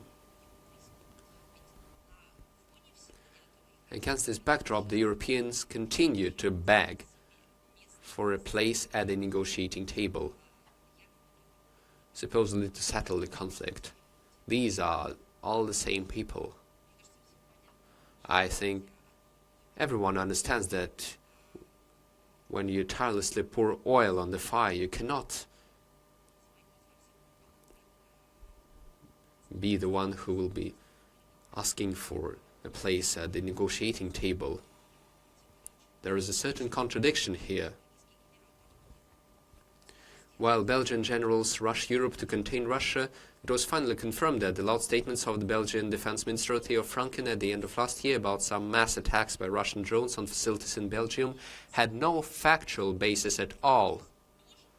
So it was also a lie. Specialists openly admit that, after months of work, it was not possible to find documented cases of even one UAV flight. By the way, helicopters of the Federal Police and cargo planes of the DHL company coming in for landing were taken for drones, among other things. So ultimately, nothing was found true. Everything was explained exceptionally prosaically, and the artificially created information noise, it seems, was needed to knock out an additional 50 million euros from the Belgian budget for the needs of the country's Ministry of Defense. This incident, this story, all this dirt serves as further proof that lies, disinformation, groundless accusations are a favorite working method of European military and politicians, and the first victims of such actions become ordinary Belgians, whom the current authorities of the kingdom, with a perseverance worthy of better use, push to open conflict with Russia.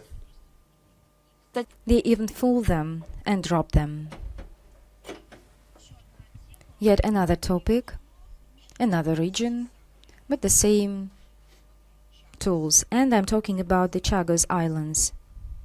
We follow the situation. Let me remind you, in May 2025, an agreement was signed along which Britain should have returned to Mauritius its legitimate territories, but it reserved the right for the long-term lease, 99 years, of the British and American military base on the islands of Diego Garcia. Back then, the then government of Keir Starmer bombshelled about achieving a historic deal, which was, and I quote, "in complete national interests of the United Kingdom."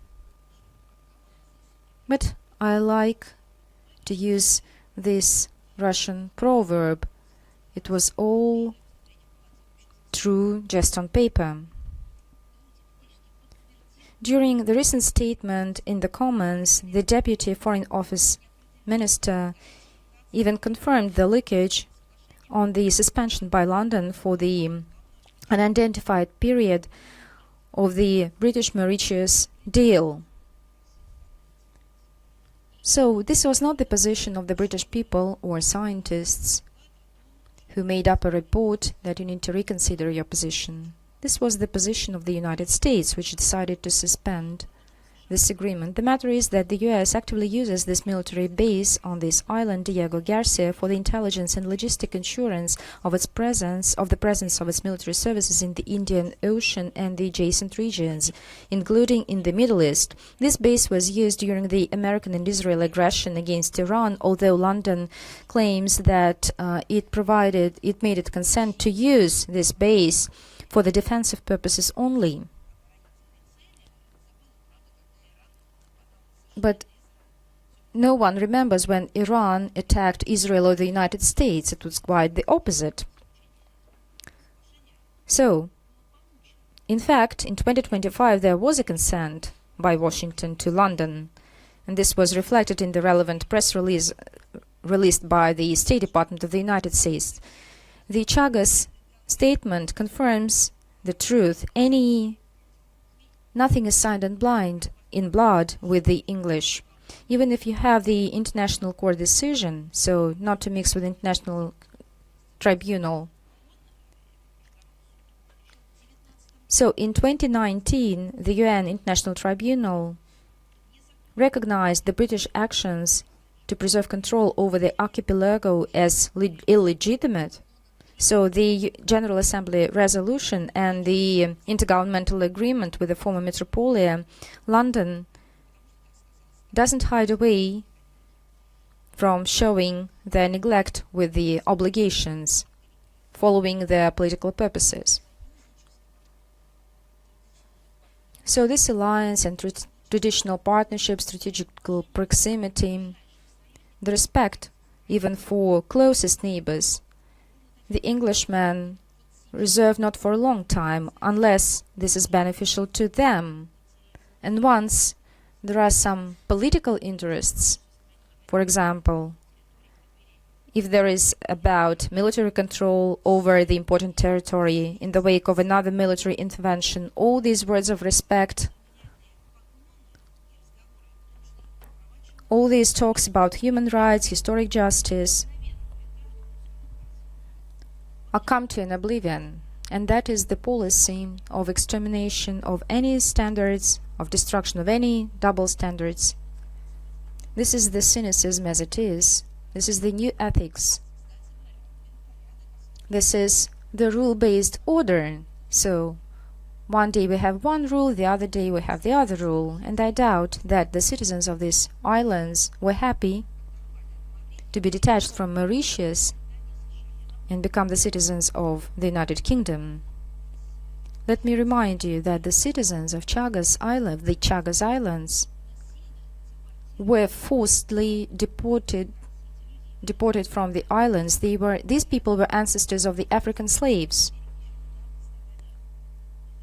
And you remember when in the United States people were begging, who stood on their knees in front of the Africans saying that they paid tribute to the African population. I think the citizens of these islands won't see this.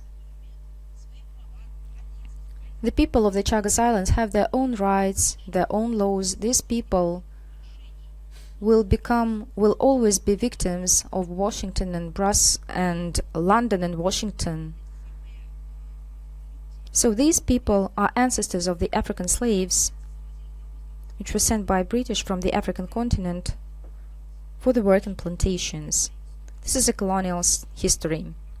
Then these slaves were sent from Africa to America, and then when the island was used as a military base, these people were just pushed away from the island.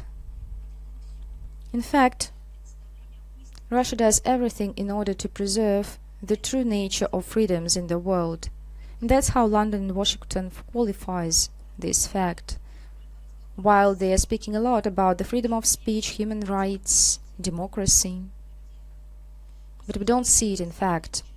In fact, we see another attempt to preserve the colonial enclave in the Indian Ocean under the guise of the strategic need. It is quite obvious that the ruling elite in Great Britain, irrespective of their party they belong to, still have their colonial instincts and interests. They still continue to view the countries of global majority as the tool to pursue their own political interests. Let me say a couple of words on sending by EU to Armenia of some humanitarian mission, so I can take your question. But before I start, I know that the Armenian journalists are with us, so I would like to say that today, on the 24th of April, the 111th anniversary of the genocide of the Ottoman Empire over Armenia. So this topic today is the main topic in Armenia today. The Armenian historians say that the victims of genocide were about 21 million people. Over 600 of people had to flee. Monuments were desecrated and destroyed. Let me underline that our country from the day one perceived this tragedy as its own fear. Our country celebrated and annually hold. Today we express condolences to the Armenian people on this date. I would like to recall you that the position of Russia is objective and consistent. There can be no justification for mass extermination on ethnic grounds. Our country is a participant and initiator of a number of relevant international legal acts, including the Convention on the Prevention and Punishment of the Crime of Genocide. And just recently, on April 19th, for the first time, we celebrated a mournful date, the Day of Remembrance of the Victims of the Genocide, which is enshrined at the legislative level here. The Russian diplomacy stood at the origins of recognizing the tragic events of the first quarter of the 20th century that befell the Armenian people as a crime against humanity. And modern Russia was one of the first countries in the world to recognize and condemn the Armenian genocide in the relevant documents of the State Duma. According to a statement, let me recall you, and I've always quoted this document, according to a statement by the lower house of the Russian Assembly from 1995, today's date is considered in our country as a day of remembrance for the innocent victims of this tragedy. We have always been open for the talks on this topic. We have always shared our views because they are based on historical evidence. The Russian leadership, including top leadership as well as official delegations, visit the memorial complex built during the USSR era in Yerevan dedicated to the memory of the victims. Unlike some Western partners who have turned their eyes to Armenia today, we do not delete from social media or any mass media publications from social networks support from our side. Also, we do not have the habit of avoiding the word genocide itself. We know that today, April 24th, has enormous spiritual and moral political significance for our friendly people of Armenia and the multi-million Armenian diaspora in Russia. This mournful day is not only a memorable date, but also a symbol of resilience, unity of Armenians, and commitment to their historical traditions and the cause of preserving identity.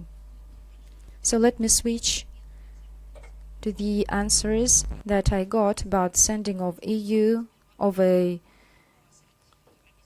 humanitarian mission. On the 21st of April, the EU Council decided to send to Armenia, as they said it, a partnership mission in the framework of the general policy of EU on security and defense. I'm talking about the second so-called humanitarian mission of EU to this country. It's quite obvious that the new mechanism that is being brought by EU as the alleged aid to Yerevan in fight to hybrid threats will provide to Brussels additional tools to influence the Armenian ministries and national institutions. So they use these pretexts, in fact.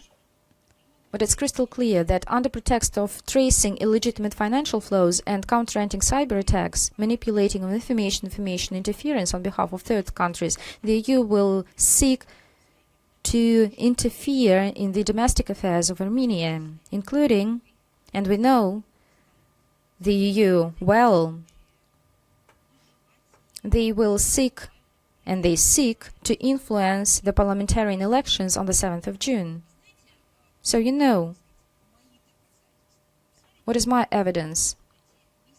Look at the pretext they send their missions. Let me read once again. Under pretext of tracing illegitimate financial flows. So it seems to me that there is a country that should have already got this mission. This is Ukraine. Can you tell me how many missions from EU Council were sent to Ukraine in order to trace legitimate financial flows? And Ukraine represents a direct threat. The corruption scandals and bombshells are shattering Ukraine and EU states that have some connections in Ukraine.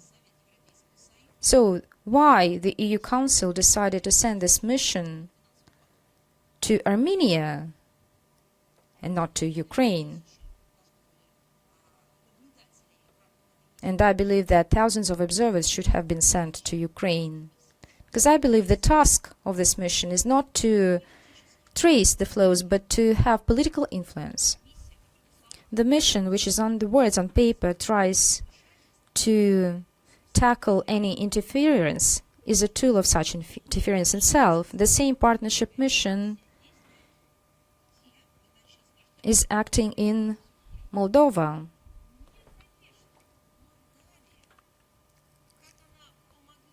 So it helped to strengthen the legal aspect of the state. It allegedly helped to honor human rights. And we've seen this at the example of what has been unfolding in Moldova. The existence of extra-regional partners, including from EU in South Caucasus, is contradictory to the principles of regional responsibility when region itself resolves all these problems in connection with its neighbors. Otherwise, there can be risks for fragile peace in this part of Eurasia. And we all know what the Western political policy looks like. They want to engage with promises, are all partners in the anti-Russia propaganda and prosecute their own intentions. We see that EU, which decided to militarize their countries in order to confront Russia, and this is contrast with the official policy of Yerevan not to become a tool for the interests of the third states. The consent of Armenia to deploy a new mission in this country is connected that the leadership of this country tries to advance its movement towards the European integration. So let us not mix up the Euro integration, and there are many countries who are not entering EU right now, and let's have a look at Serbia or other Balkan states who were promised and who had not entered the EU even despite their promises and standards met. So this is the European way, and this is a road to nowhere. As for the national economy, mitigation of the national economy, if Yerevan even claims to become a part of EU, the EU advisors won't help Yerevan in this case. They hadn't helped to any other countries. They make just promises, but in fact they pump resources or use these states for their political interests. So in reality, just recently, the deputy chairman of the Russian Federation, Mr. Verchuk, said in an interview to the TASS agency, and I urge you to look this interview, and we will cite the references and the links to this interview. We believe that our Armenian allies will prevent the use of this mission will prevent interference of this mission and obstruct further intervention. And right now let us speak about the historical memory. Unfortunately, the Baltic states and demolition of memorials in Latvia, Estonia are going on contrary to all legal standards. In Latvia, over 200 Soviet memorials were demolished, over 130 in Estonia, and about 70 in Estonia. We fix the attempts of illegitimate exhumation and reburial of the Soviet soldiers of mass graves. On the top of that was the demolition in August 2022 in Riga of the memorial to the liberated soldiers, all those who liberated Latvia from fascism. This is the main memorial complex which annually becomes a place of worship, and this was a memorial of flowers back then. The UN Committee on Human Rights on the 26th of August recognized these acts as illegal and called on the authorities of Latvia to stop the destruction of Soviet monuments. But these recommendations were ignored by Latvia, and Latvia, Lithuania and Estonia annually vote against the resolution of the UN General Assembly, which is called like fight against glorification of Nazism, neo-Nazism and other practices that advance escalation of current forms of racism, racial discrimination, xenophobia and other intolerance. Russia will continue by all means to counteract these barbaric, immoral acts of the Baltic states, and we will seek adequate response of the relevant international structures. But the Baltic states in this regard is not alone. let us have a look at what is being done by Germany. Let me underline once again, let me repeat once again, and thanks God that everyone knows that the 19th of April, Russia celebrated this day as the Remembrance Day of the genocide committed by the Nazi Germany and its collaborators during the Great Patriotic War, 1945. This date symbolizes the historical truth and memory of the tragedy of civilian population. 27 million people died, only half of which were civilians, were exterminated on the occupied territories deliberately.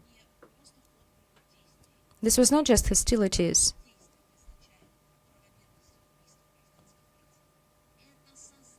This is a deliberate, analyzed and fixed in the documents that were invented before hostilities, the program to clean the territories of our country from our population. Over 8 million Soviet citizens are recognized as victims of genocide in Russia. At least over 1 million of people, 1,250,000 out of 4 million of 700,000 Soviet citizens were forced to labor, died in the Nazi camps. I say once again, we do not know and we will never know the exact figure. Unfortunately, we don't have the capacity to do so, although search and rescue and activists are working every day. Over half of the entire number of victims, according to different calculations, have become victims of the policy of genocide carried out by Nazis and their supporters. During our briefings, we publish relevant information on social media and on our websites. We always talk about the events organized to commemorate the victims of Hitler regime. The links will be available in the text of today's briefing. But I would like to make a separate mention of one of the events that was organized by the Russian embassy in Germany. A memory ceremony with laying wreaths was organized at the former Buchenwald concentration camp. This was one of the largest Nazi death camps, and many non-indifferent Germans took part in the commemorative events. But the lack of morals was shown by the people working at the memorial, who initially tried to block access, tried to prevent the activists from bringing in the wreaths and flowers with the Russian flag. Then they wanted to remove the delegation of the Russian embassy from the memorial territory. After a protest by our diplomats, the administration of the memorial had to retreat, but attempts were made. And this was not the first incident of this kind in modern Germany. In May 2025, during the anniversary of the Great Patriotic War, in Herbertshausen Memorial, the administration gave an order to remove the ribbons with the Russian flag from the wreaths laid by the Russian embassy.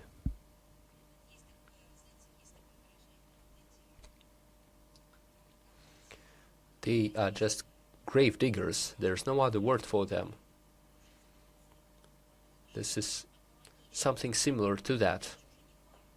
This is more than barbarism. This is something wrong with their brain.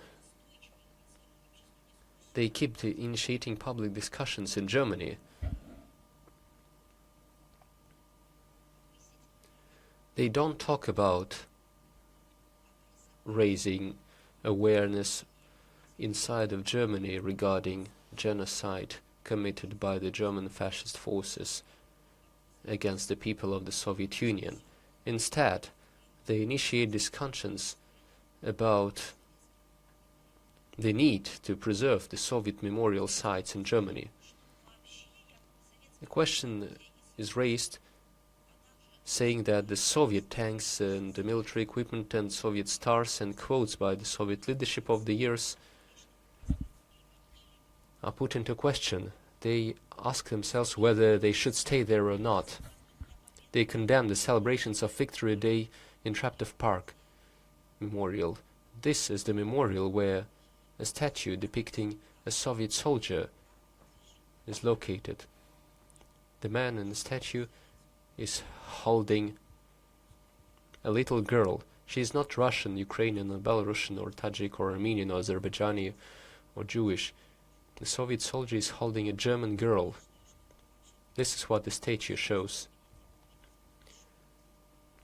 If there is any humanity left in them, in the best sense of the word, I mean, the monument is showing a Soviet soldier as a liberator of the German people from fascism, although the soldier had his own family who was killed, his own villages and towns that were destroyed and burned down, but the soldier is protecting a German girl, and there are historical facts to support that. And now they doubt whether the Victory Day should be celebrated in Traptov Park next to a monument to a Soviet soldier holding a German girl. This radically goes against the format adopted in civilized Europe, as they say, the quiet sorrow. I would like to say that we also have our quiet sorrow. June 22nd is the day of sorrow in Russia. But not so quiet. For decades we were forced to stay quiet. So now we will decide ourselves how we should express our sorrow. But we do have a day, the day of memory and sorrow, and May the 9th is a celebration event. And it is not up to the Germans to teach us.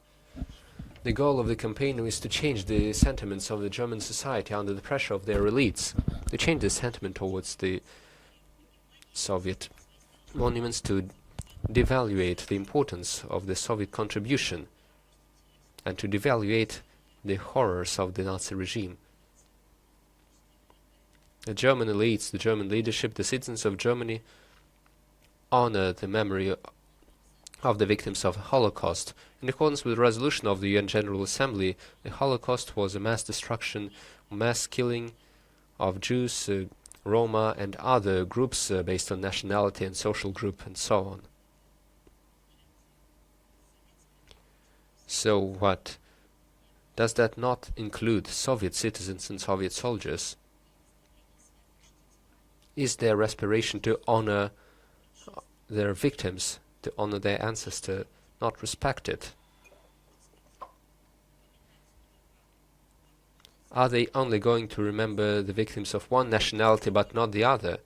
This is nothing but a new segregation. This is new Nazism, for Nazism is exactly about this, that one nationality is entitled to something the other is not. One can be denied, the other cannot. And they are trying to place it at the level of the public and the legislation. This was the same in the 1930s. We cannot allow that to happen. This year, the 80th anniversary of the end of the Nuremberg Tribunal is celebrated. It condemned the crimes of the Hitler regime and it illegalized the ideology of the Nazi regime. But unfortunately we see this ideology coming back to life in Germany and other states of the collective West. The German authorities are trying to whitewash their historical responsibility for the crimes, and they are trying to detach themselves from the crimes against the peaceful population of the Soviet Union, and they're trying not to call it a genocide, but will continue demanding that Germany show responsibility and admit the obvious historical truth. And the surprising story of human rights and freedom of speech. We receive messages from Russians living in the European Union who are concerned about the pressure by Ukrainian nationalists living in Europe, who are gathering information about our citizens and use them to create so-called blacklists and publish their personal data, including photographs and addresses. They publish it using specially created websites and resources. I would like to say that the illegal disclosure of private information may result in unlawful actions against Russian compatriots and members of their families and pose a direct threat to their security, especially keeping in mind that we see threats against the civilian population of our country every day made by the Banderites, the Kiev regime. We see the phone threats, physical threats. Today, information has been published on the prevention of another assassination attempt against the leadership of the Russian state agency by the Kiev regime. So the reason to publish and gather this personal information in Europe by the Ukrainian citizens is very clear. We have no illusions about that. We understand that this is not just social survey. The illegal actions are backed by the Ukrainian radicals and their Western curators. Intimidation, threats and blackmail are the well-known signature handwriting of the top of the Kiev regime, which has now been copied by their petty henchmen in Europe. We would like to remind you of the existence in the Russian Federation of legal mechanism for countering the illegal collection and disclosure of personal data. This is a violation of Russian law and is regulated by federal law of 27th of July 2006 on personal data, as well as the Criminal Code of the Russian Federation, Article 137 of the Criminal Code of the Russian Federation. Corresponding information has already been transmitted by us to Russian departments for legal assessment and taking measures by them in accordance with their competence.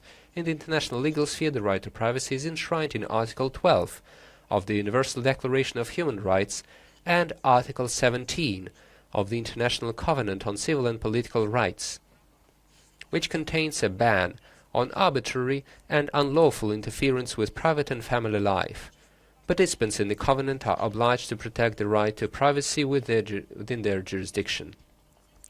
Regarding the European Union, citizens' right to protection of personal data is guaranteed by the founding treaties of the European Union according to Article 8 of the Charter of Fundamental Rights of the European Union and Article 16 of the Treaty on the Functioning of the EU. EU citizens and third country nationals legally residing in the European Union are guaranteed the right to protection of their personal data. At the same time, in the context of criminal prosecution, the EU General Data Protection Regulation operates based on the principle of exterritoriality, which applies to all operators of personal data of residents and citizens of EU countries and provides for punishment for violation of privacy. In European countries, domestic legislation defines persecution. They have different wording for that, including stalking, cyber-stalking, and doxing, the public disclosure of personal confidential information about a person on the internet without their consent, often with the aim of intimidation, revenge, or bullying, with the aim of causing victims to feel anxiety and fear for their lives as a criminally punishable act. For example, in the Netherlands, responsibility is provided in the form of a fine and even imprisonment. In Belgium, the court can impose a penalty in the form of imprisonment for up to 2 years and a fine if one of the motives is discrimination on the grounds of hatred or enmity due to origin or citizenship.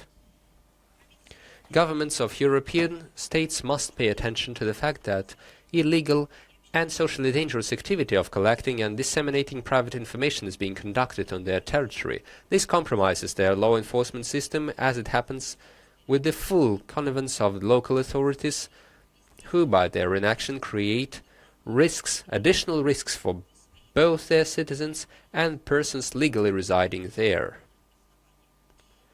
We believe that compatriots have the right to and must, and we call upon them to appeal in such cases to law enforcement agencies or judicial instances of their host countries with applications concerning the disclosure of personal data, resulting threats to their security, and with a demand to block such resources.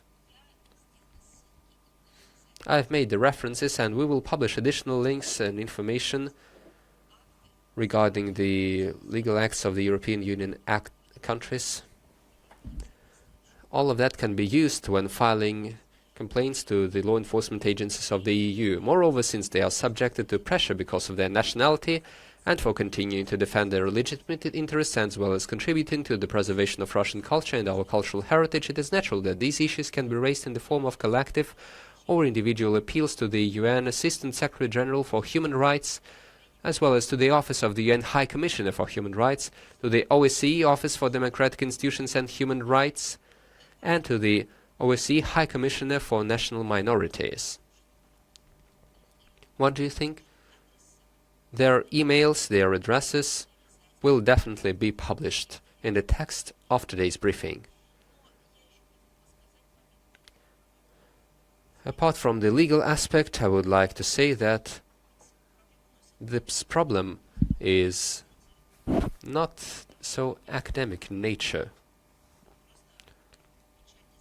It is enough to recall the notoriously extremist resource Peacemaker, the Miratorites, which became a real card index of priority targets for terrorists and killers of the Kiev regime. The site has been functioning for more than 10 years and continues to be updated with new personal data of people who are included, and they also place marks saying that a citizen has been eliminated. This extremist resource contains hundreds of thousands of names, even children's names.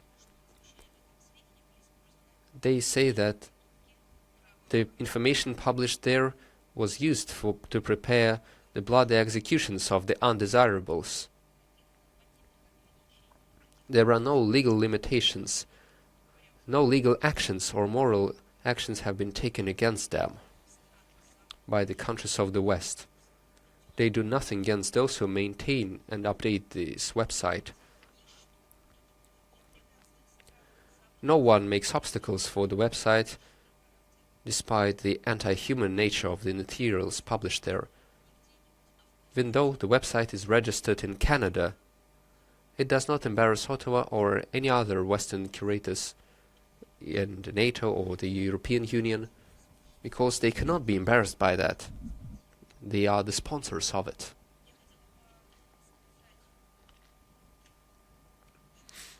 I would like to mention another important and good topic.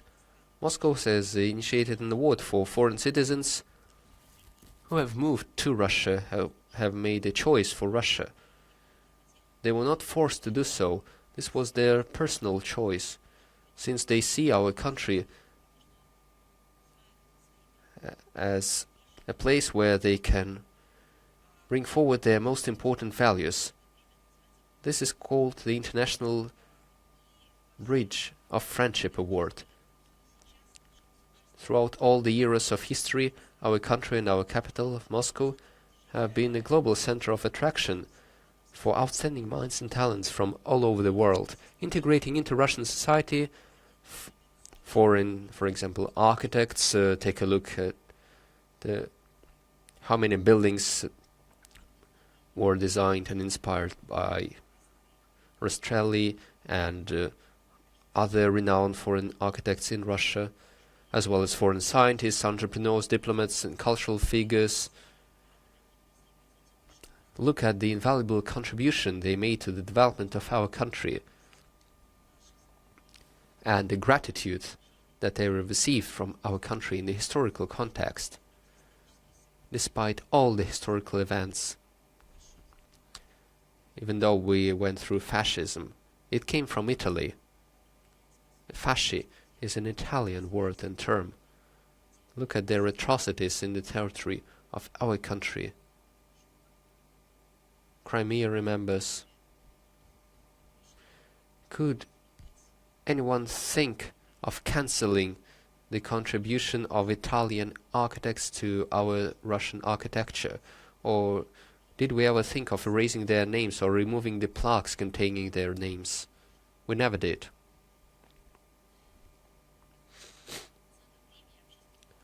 The award was initiated by the Bridge Club, a public and business platform uniting foreign citizens living and working in Moscow as well as Russian professionals interested in international cooperation. The community includes more than 700 foreigners living and working in Russia. The project is implemented with the support of the Department of External Economic and International Relations of Moscow and the Agency for Strategic Initiatives. The informational partners include the RT TV channel and the Ministry of Foreign Affairs of Russia. In total, the award has 12 nominations, including entrepreneurship, culture, science and innovation, public activity and traditional values. You can submit an application for the award until May 11th, inclusive, but you should hurry up. You should fill out the corresponding form on the award website. The link will be published in the text of the briefing. The jury meeting will take place on May 27. The award ceremony for the winners will take place on June 18 this year. We invite, apart from those wishing to take part in the ceremony, we invite all media representatives to cover the ceremony, especially our foreign colleagues who write about Russia. Don't write made-up stories. Come and see it for yourselves. Take interviews. Among its laureates, I can't be 100% sure, but I can predict that there will be many worthy foreign citizens living and working in Moscow and making a great contribution to maintaining and developing international relations. So I have a suggestion to the foreign mass media. Please come and talk to him. And then you will know whether Russians want war or peace. And we have a lot of questions, and I can take them right now. We have a tradition to give the first question to International Live, but we have another tradition as well. When we come to some other place with a briefing, we always give the floor to representatives of the local mass media. So, Udmurtia Information Agency is with us. Please, you have the floor. Yes, good afternoon. Yes, Daria. Yes, I'm sorry. Let me first tell you that we will have questions in a hybrid format. These will be questions from the floor and online questions.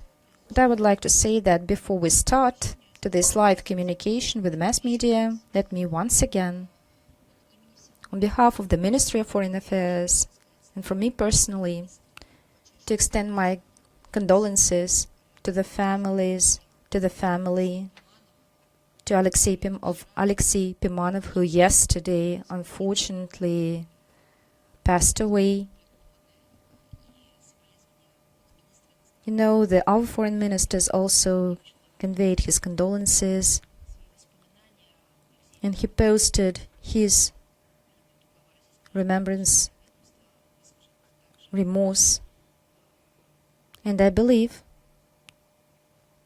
that our minister will convey his condolences on the TV channel Zvezda. Let me say a couple of words that Alexey Pimanov will remain a professional, a great journalist. He will remain a citizen of our country who unites the best traditions of professionalism and patriotism. Without dividing these two notions, this is a man who believes that civil society was not just a word for him. He was compassionate to all the problems and tragedies experienced by our citizens. He remains forever in our souls and hearts, despite the facts, the head, the center, and the leader of Zvezda channel, and he is a presenter of Person and Law, and many people in Russia had a chance to use journalism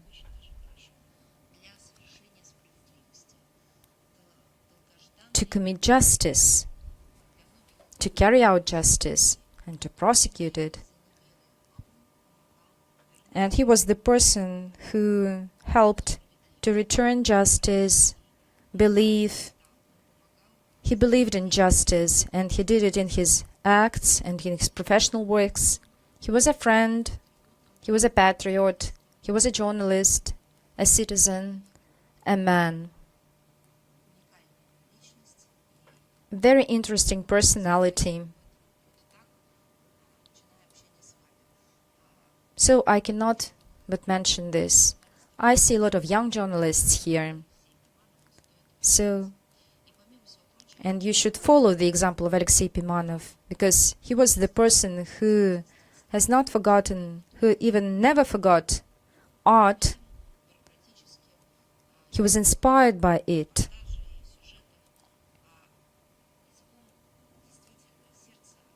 He spoke with his heart and with his soul, using his talent. His film on Crimea, and I strongly recommend you to have a look at this. So we won't forget you, and we pay tribute to this person for everything that he did for 60 years. He did a lot. He could have made a lot more, but that is the case when every day of his life was inspired, was filled with something important. Yes, I'm so sorry, but I couldn't have mentioned this. Yes, please, you have the floor. Madam Zakharova, you were talking about the preservation of historical truth. Can you attract to this topic the young people? Do they, in order to preserve the historical memory of the Great Patriotic War? Thank you. It's not me who can assess how we should work. To be honest, and there are achievements of our work, and the Russian leadership will give an assessment to our work, likewise our people and ancestors. And we do all this work for the sake of them, not for the prizes that we can get, or some references are made to honor us. We work in order to pass to the future generations the memory of our past, so that the future generations and the citizens of our country knew our history and knew the prominent figures of our history, whose sacrifices restored our regions, cities, industrial sites, culture, who made and built Russia, who made up its cultural code and DNA.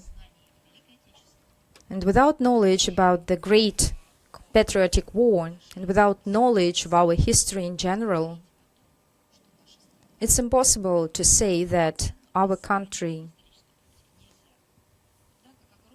is full. Of course, history is an integral part of Russia. Of course, Russia is a territory of great riches, and Russia is also a civilization. So it is our task today to work, to continue our work.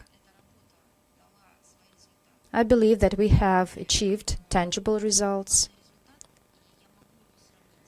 And one of the main results, I can say, that in my childhood, for example, I was brought up in late 80s, and I remember the impeding vacuum of remembrance, of historic memory, when historic truth was robbed from our people. This truth was replaced by by false facts, replaced by fake literature, or some false books. Our truth was demonized, along with the deeds of our ancestors. Using economic miseries, they forced these heroes, to abandon their prizes. And I believe that the result of this work to preserve the historic memory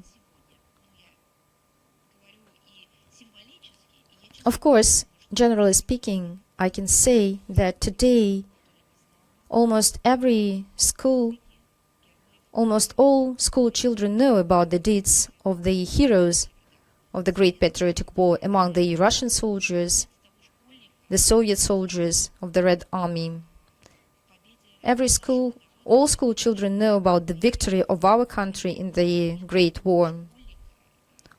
All school children know this, the day of the 9th of May.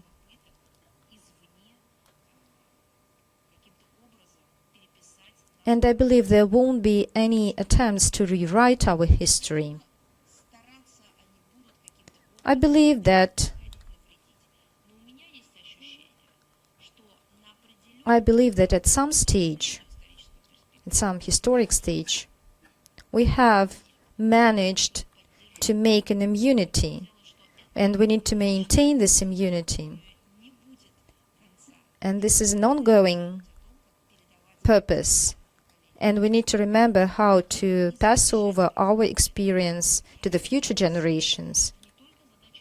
And this is the task of not only historians or military and historic societies, but this is the task of the education society, of civil society,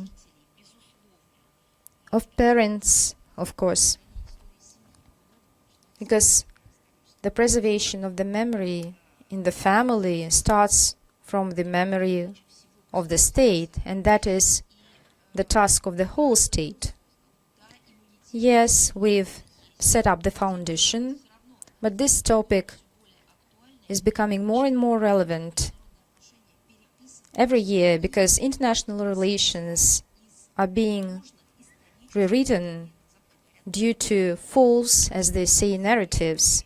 So history is being rewritten through justification of the abandon from international law, disrespect for the UN Charter, glorification of the Nazis, the segregation of the humankind into all those and to can live in the jungles and in the blooming garden.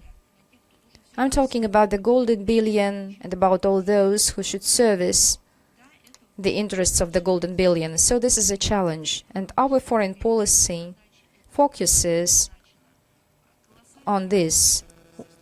The Ministry of Foreign Affairs had done a lot during the 80th anniversary of the Great Patriotic War. Our embassy held a lot of events in the local mass media, all Remembrance Days. This is Georgian Ribbon, the Candle of Memory, and this is the Roads of Glory, and many other events involving active participation of the Russian Ministry of Foreign Affairs,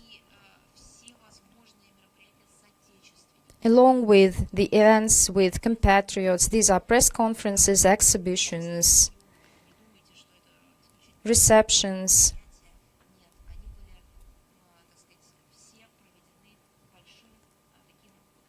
Held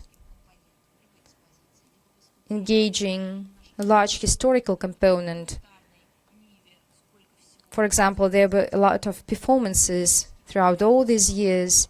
A fantastic project was the Turetsky choir, supported by the mayor of Moscow, Sergey Sobyanin, and by the Ministry of Foreign Affairs of Russia, our embassies abroad.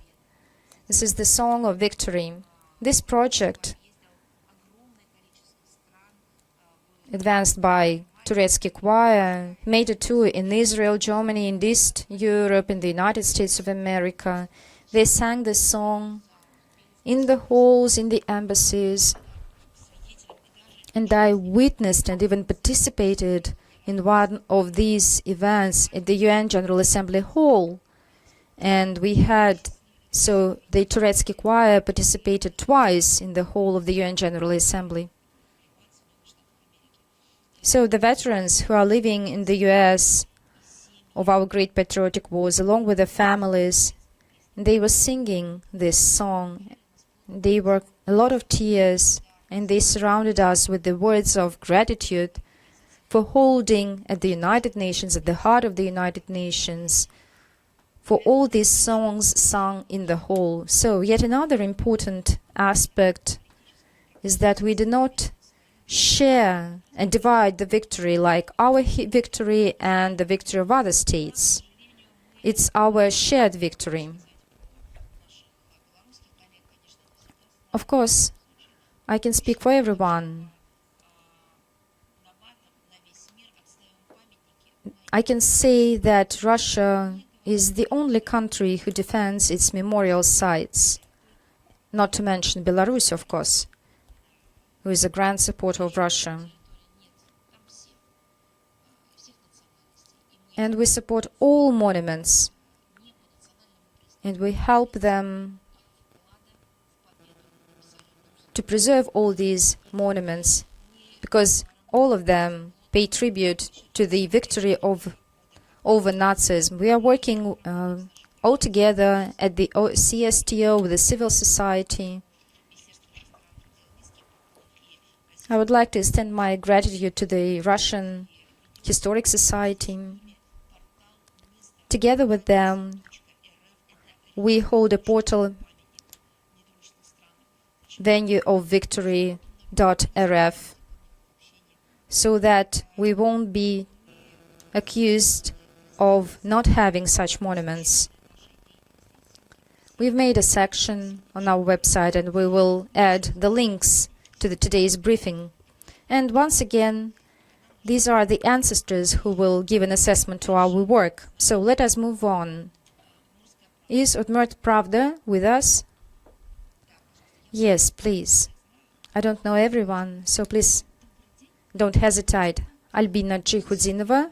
On the 26th of April, there will be 40 years of the Chernobyl disaster. So I would like to know what's happening there. Yes, thanks a lot.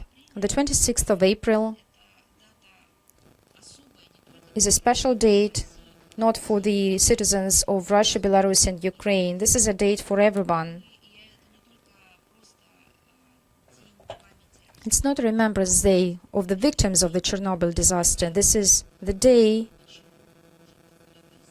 which recalls on the importance of the nuclear safety. So this day we remember the deed of Soviet liquidators who managed within the short terms and amid harsh conditions to build a defensive wall in order to protect the waters, the underground waters, and make some kind of a protection construction which was very unique, even a unique construction. So we remember all of them, and we will make the link to the text of the briefing in order to pay tribute to them. We remember all those victims who suffered from cancer diseases. The Ukrainian experts say that this is another topic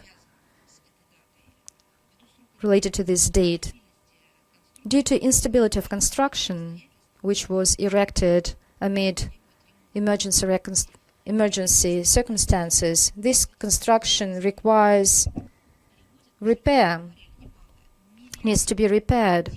And Western countries, in helping Ukraine in order so that the Ukraine could kill people, so all of them who are funding Ukraine, they know the state of the Chernobyl construction, but they don't allocate funds to repair the construction, although this is a well-known sum of months. This is a reasonable sum of money. But nevertheless, all these countries prefer to militarize Ukraine rather than allocate funds for the construction or reconstruction of the facility. They can say that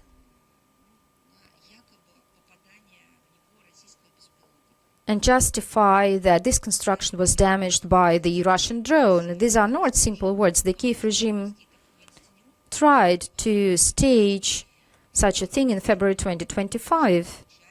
It was not by occasion. In February, on the eve of the Munich conference on security,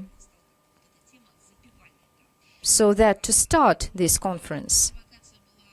But this provocation was so rude, so no one believed in it. We see that the Kiev regime and curators tried to use this situation with the Chernobyl nuclear power plant as a blackmailing, horrible blackmailing, to the detriment of themselves. But Ukrainians don't care about this. I even quoted the Ukrainian, one of the editors of the Ukraine Pochta, who took his family abroad. And where are children of Zelensky? They are far, far away. They are not in Ukraine. They can be wherever, but not in Ukraine.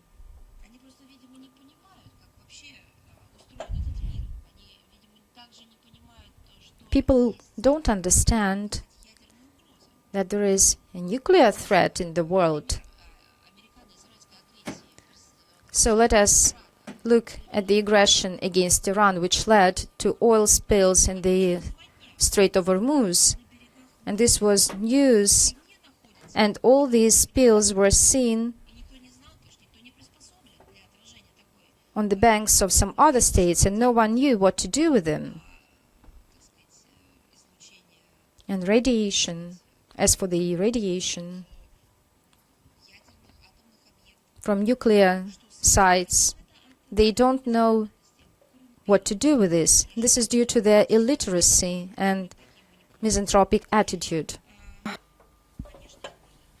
Of course, the Kiev regime uses the topic of the Chernobyl power plant and the power plant itself to create threats in its lying anti-Russian information warfare. They don't think about the consequences of the destruction of the sarcophagus. They do it for their own self-centered, corrupt interests. I would like to ask the question to Brussels. As your officials take decisions, including Ursula von der Leyen, Kaja Kallas and so on, when you allocate billions to assist the Kiev regime in its terrorist attacks, don't you ever consider the fact that your predecessors in Brussels exactly this many years ago, in the times of the Chernobyl catastrophe, they said that the consequences were felt in Western Europe. Can't you remember that? Don't you ever consider your common security? If that's it for you, do we have TASS Information Agency? Hello, Madam Zakharova, Anna Tsukhanova, TASS Agency. Recently, the European Union adopted a decision to allocate a loan of 19 billion euro to Ukraine in exchange for a number of conditions. Previously, Hungary blocked the allocation of these funds. How could you comment on the decision by Brussels, and what signals does this send to the position of the Hungarian authorities after the elections that took place in the country? Thank you.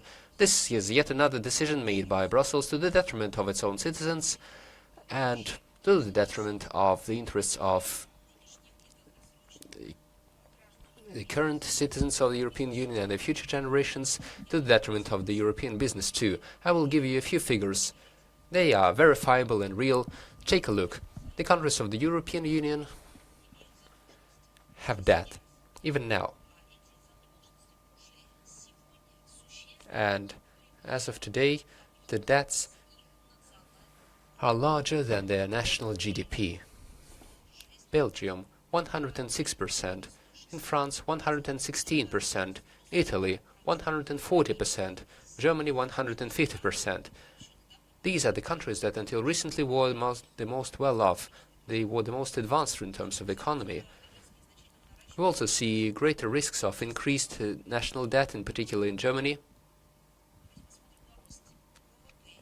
look at the GDP growth rates of these countries. Perhaps they have some advanced growth rates that can cover up for the aforementioned figures, but no.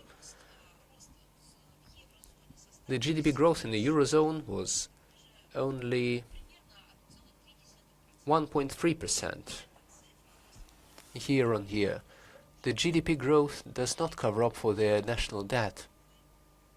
And against this backdrop, they make new loans from the European citizens for the sake of Ukrainian freedom, but in essence, in order to commit terrorist attacks and to continue total militarization that may result in catastrophic consequences on the European continent.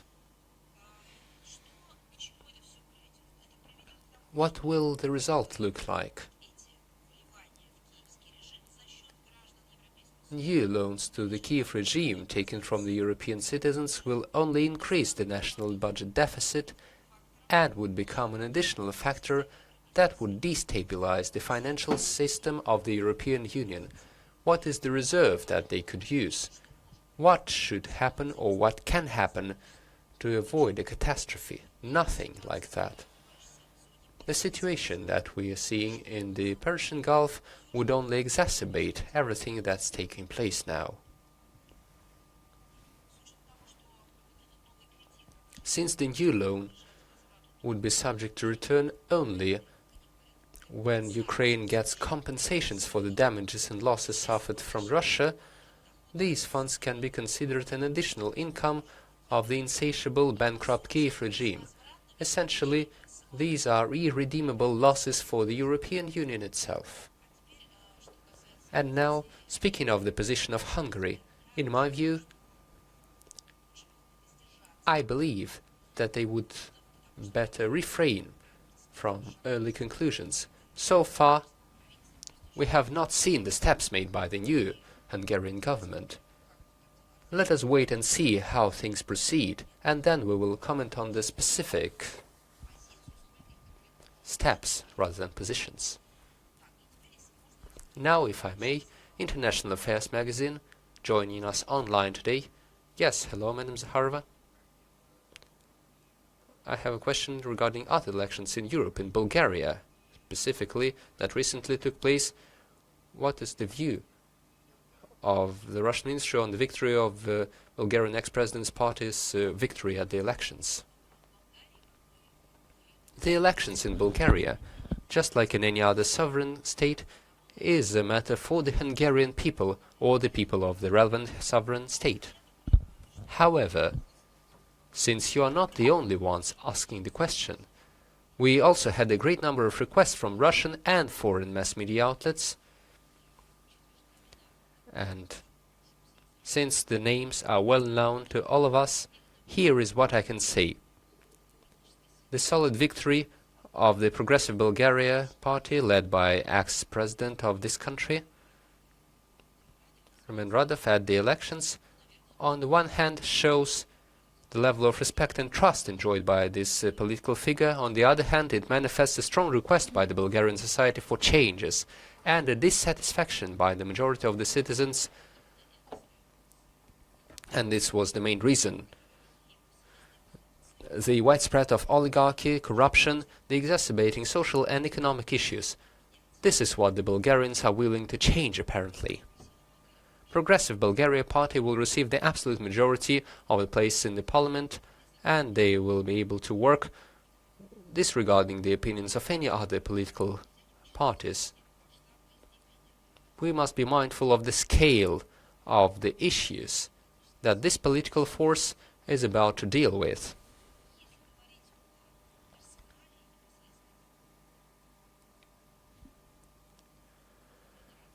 Going down to the personality of Remembrance as a head of state, he showed himself as a supporter of a responsible foreign policy. This is what we are really interested in. He pursued a policy based on priorities of Bulgarian national interests. We understand that each country has its own national interests.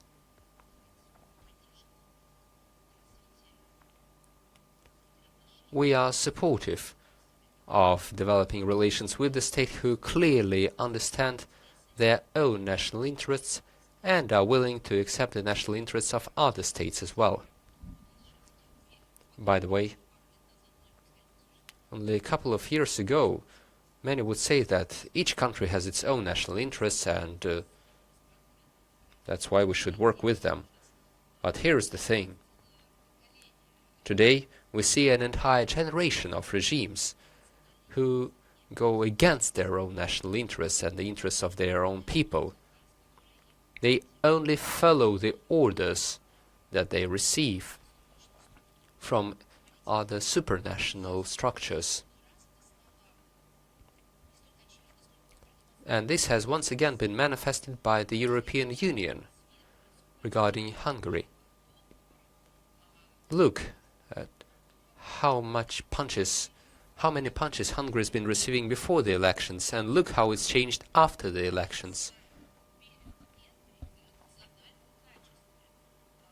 Immediately following the elections, Hungary has received its goals and directives and orders from the European Union. Even though Hungary is a sovereign state, it would seem that Hungary is capable of dealing with its problems on its own, but it looks otherwise. Don't think I'm using some banal wording. It is very relevant today.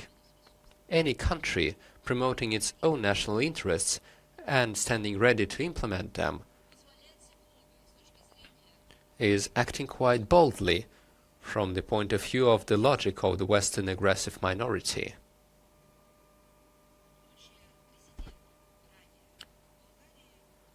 As President of Bulgaria, he showed a balanced approach to key international issues, including the crisis in the relations between Russia and the collective West that we did not initiate. Just like in any other case, we will proceed from the specific steps that are to be taken by the new Bulgarian leadership. We will judge them by their specific actions. And that is how we will establish our opinion. Thank you very much. And another question, if I may. Recently, a collective statement by NATO was published regarding the non-compliance by Russia and China of the Non-Proliferation Treaty. A quote, if I may. Russia violated most important obligation on arms control and irresponsibly used threatening rhetoric. China continues to rapidly diversify its nuclear arsenal without due transparency. How could you comment on this statement? This is quite ridiculous, because this is all characterized by a single phrase in Russia that about the boy who cries wolf. And we see that there are no facts supporting such statements. This aggressive rhetoric by NATO countries against China, well, here we'd better wait for reaction from Beijing. I think our Chinese colleagues would have something to say here. They also would spare no words. As for Russia, we have seen numerous attempts to place toxic brands and promote various NATO insinuations on this topic. They do this regularly. They try to accuse our country of irresponsible use, or rather irresponsible threats of nuclear rhetoric. Can you give any examples of irresponsible nuclear rhetoric promoted by the Russian Federation? Take a look at the statements of the Russian president. They are all published on the same day, both the videos and the transcripts. You can check everything. You can search through them. You can read through all of them.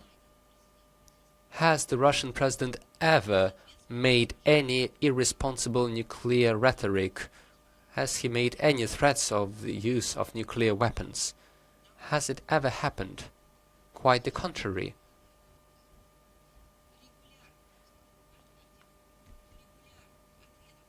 We have regular answers to journalist questions. We have our doctrines and strategy documents. We have statements at international fora, like the St. Petersburg International Economic Forum, where this topic received special attention during the panel discussion. We can take a look at various articles and programs that are published on the official websites. They all say that the nuclear weapon topic should be used responsibly, even in rhetoric. This is what we've been calling to always. The same can be said for the Foreign Ministry and the Defense Ministry. There is no statement or speech that could be classified as aggressive nuclear rhetoric. Everything is quite the opposite. We are always in favor of responsibility, even as this topic is mentioned in public space or during specialized discussions, not to mention practical affairs. Why is NATO doing this? Groundless accusations are the traditional toolkit of their political informational work.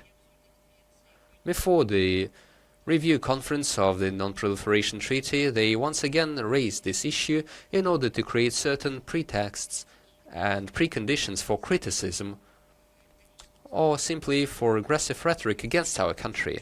And now let's take a look at what they are doing. I would like to give them a mirror, I would say, but I don't want to waste my money on that. Here's the dilemma I'm facing. If they found a mirror, they would see their own reflection.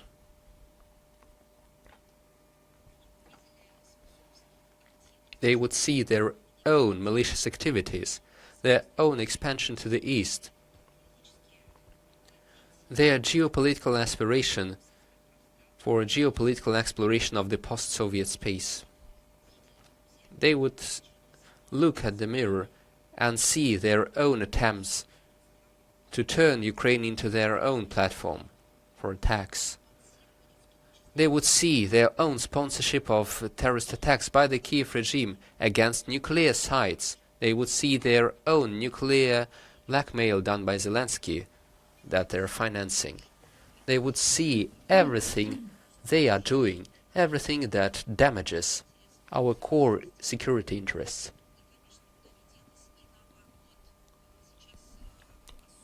We also see that they continue to pursue their own destabilizing practices of joint nuclear missions by NATO countries.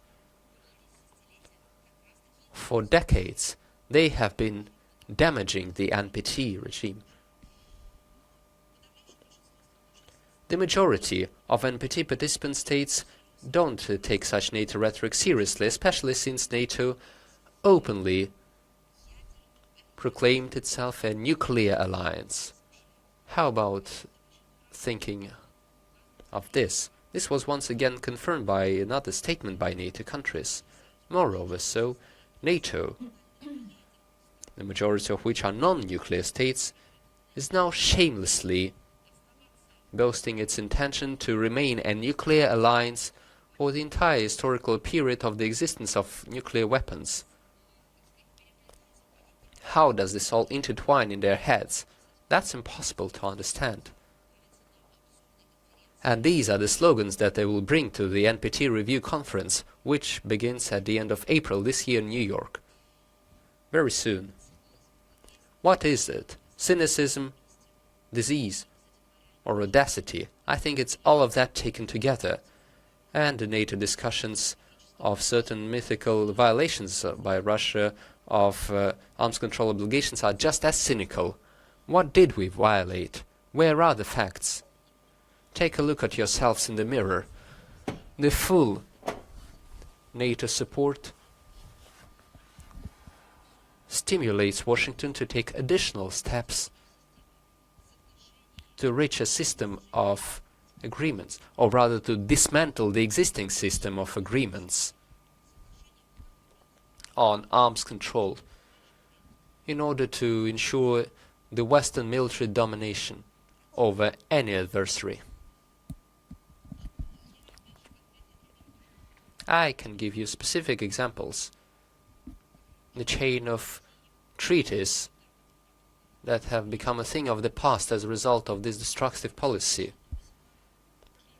This chain is quite long. The 2002 US withdrawal from the ABM Treaty, the recent categorical refusal by the US to preserve the START Treaty by imposing self-restrictions.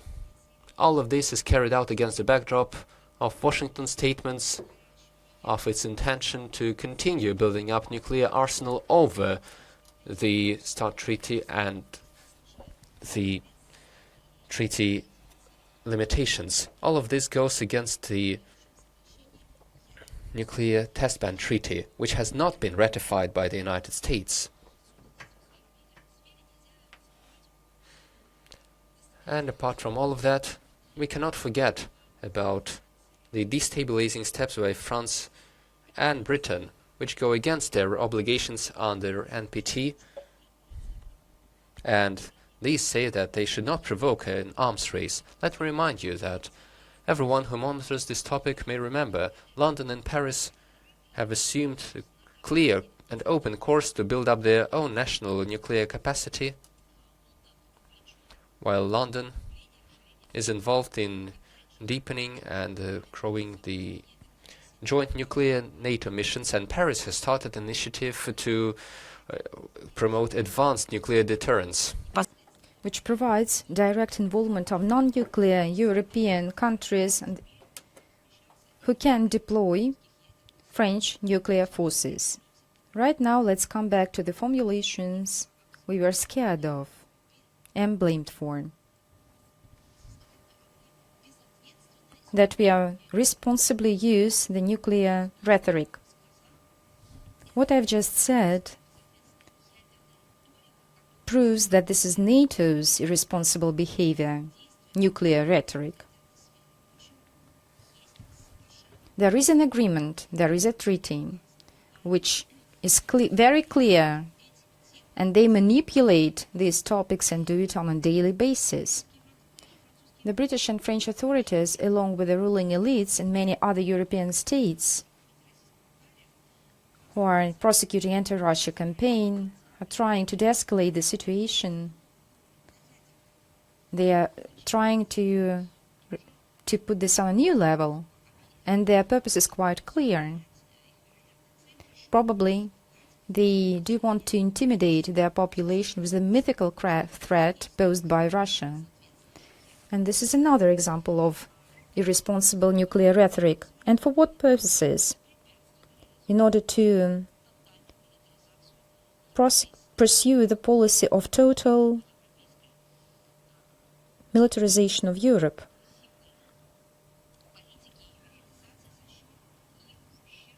To the detriment of other spheres and to the detriment of lives of their own people. Completing the era of the so-called Western well-being, making them the victims of the crimes. And that's not it. In the context of the Treaty on Non-Proliferation of Nuclear Weapons, we should recall that thanks to the timely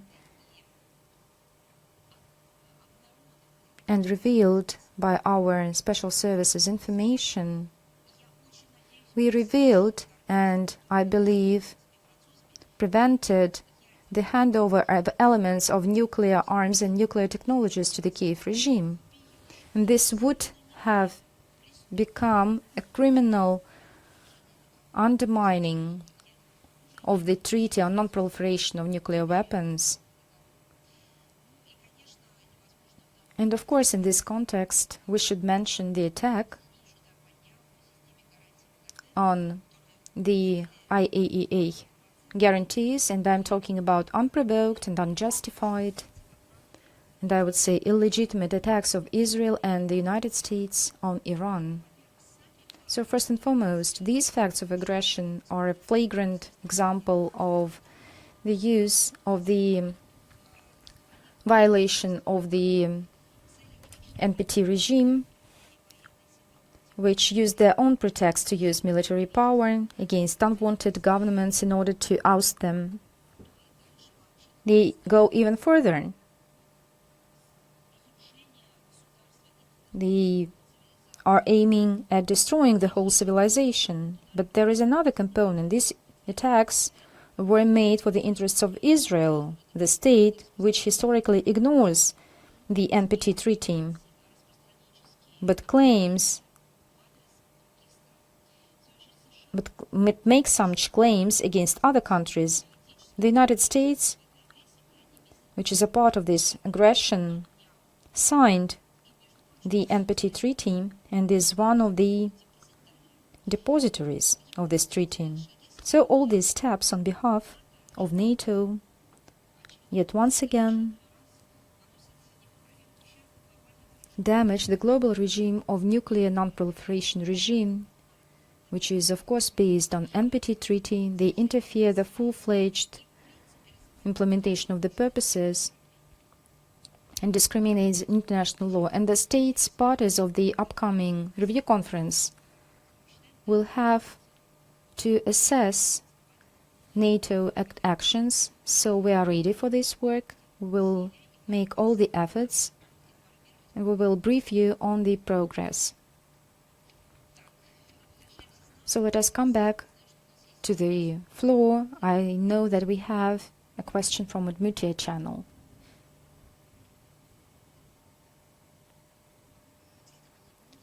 Udmurtia channel, Yelena Abuhovskaya.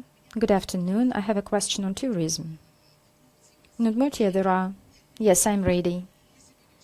Today you've made welcoming remarks about our tourism. We actively develop this sphere.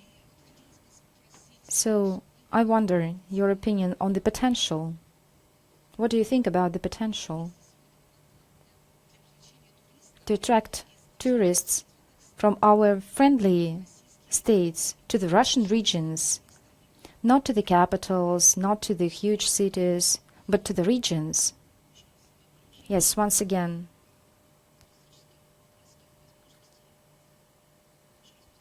Can you please repeat your question?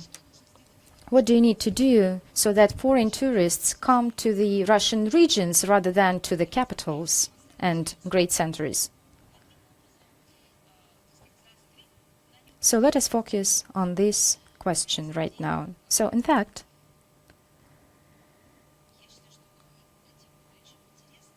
this topic is very interesting, and of course the relevant ministries that are dealing with tourism should take this question.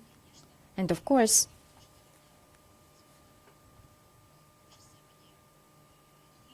in my personal perspective, I would say that we have a great potential in terms of our internal tourism.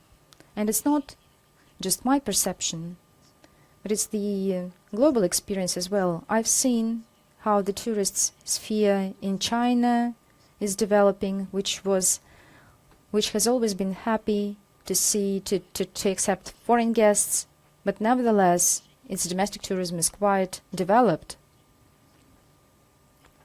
So firstly, this is not for just entertainment, this is for knowledge. People who live in the country should know about their country. And to be honest, in Russia it's a great challenge. There are people in Russia who, until their late ages, they have not ever visited capitals. Because, of course, I don't blame anyone, because people live different lives and there are many problems in front of them. But we need to develop the internal domestic tourism in the country. And among the first objectives, to prioritize the knowledge of ourselves. Of course, my second point is tourism for recreation purposes. And I mean the leisure that gives power. And our regions offer a lot of opportunities. It's nature, other opportunities. It offers various opportunities for everyone in terms of money, interests, and age, of course. So, I will talk about international tourism as well, but we should not neglect and should prioritize our domestic tourism. And it gives a significant effect and benefit to the country as well. When you get acquainted to people in the regions, when you talk to them, I hear one and the same word, that we have never imagined that our country is so great. For example, in the Krasnodar region there are limanos, that Sakhalin is famous for fishery resources and is famous for its nature, landscapes, and there are wonderful regions in Russia. But your question concerned international tourism, so let us come back to it. The region is already famous for their fests, holidays, which I've mentioned already. Let me remind you, to everyone who are watching us online, Izhevsk has become one of the laureates as the city of tourism, tourist cities of Russia.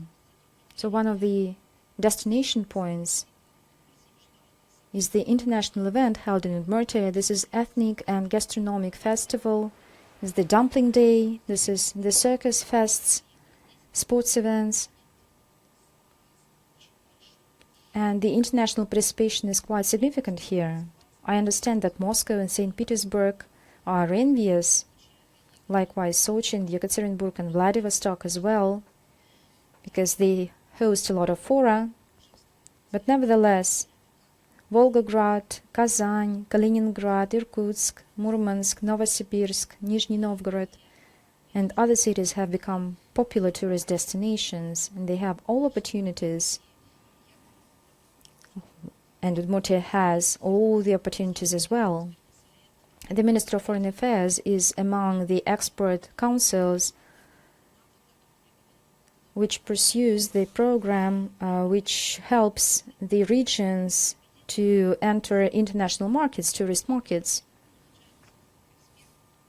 And it has support as backing of the government, and they are promoted abroad. This is about Amur, Tulsk region, the Tyumen region, the Republic of Altai, Khanty-Mansiysk region, Yugra, Udmurtia are among those who get state support. And Udmurtia is among the first ones who participated in the selection process.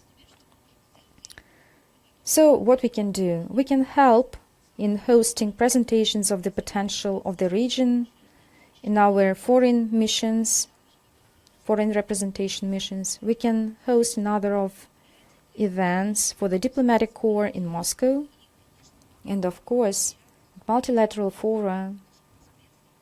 We can make presentations, for example, at our foreign missions in UNESCO in Paris, for example. So welcome, use all the platforms available to you. We are open to cooperate with you, and we have great experience working with other regions. I think that it's not my task here, but nevertheless, I'd like to remind you that better hotel infrastructure attracts more tourists, and I'm persuaded that the new international air terminal in Izhevsk and direct international flights planned for by the end of the year will attract the region for the tourists, for foreign tourists. So let us move on. Is Sputnik with us? We have online question. Are you with us? Yes. Yes, Madam Zakharova. Good afternoon. Madam Muhammadshina, Radio Sputnik. What is your comment, Madam Zakharova, on the approval by EU on the 23rd of April of this year of the another package of unilateral sanctions against Russia. I think that the main word of the 20th package of the sanctions, anti-Russia sanctions of the EU, can be called by the statement from Brussels that they have just started to work over the 21st package. This is fun. Today we were talking about the safety construction of the Chernobyl nuclear power plant. And this is another scenario of this absurdity. In Europe, among those whom you are caring of, I'm talking about Ukraine, the roof is leaking over the Chernobyl nuclear power stations after the disaster, the nuclear disaster. And I think all this group of lawyers, all this team consisting of lawyers, economists, they should have ensured their own security, and I'm talking about the security of the Chernobylsk nuclear power plant. All the cynicism and these criminal actions and intolerance, negligence, all the toolbox available to you that will come up. They are betting on the restricting opportunities for export of oil and carbons, of Russian oil and carbons. And right now, the whole world is following the affairs in the Middle East and wondering how can you get hydrocarbons to ensure the development, energy supplies. But the European Union continues to shot in their leg. They continue to do so with harsh consequences for themselves. But nevertheless,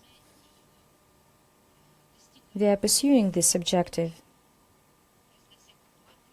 every time saying like a prayer that they will continue to do so.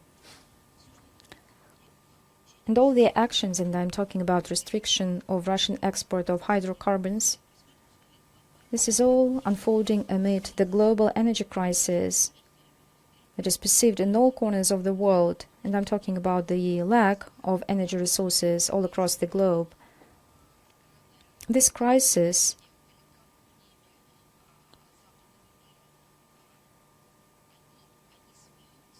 and all the third countries and the former colonies, they are mocking, they are laughing, they can't believe that the states who lectured them on how to become more civilized, who lectured them on how to deal, how to do business, they take some suicidal decision.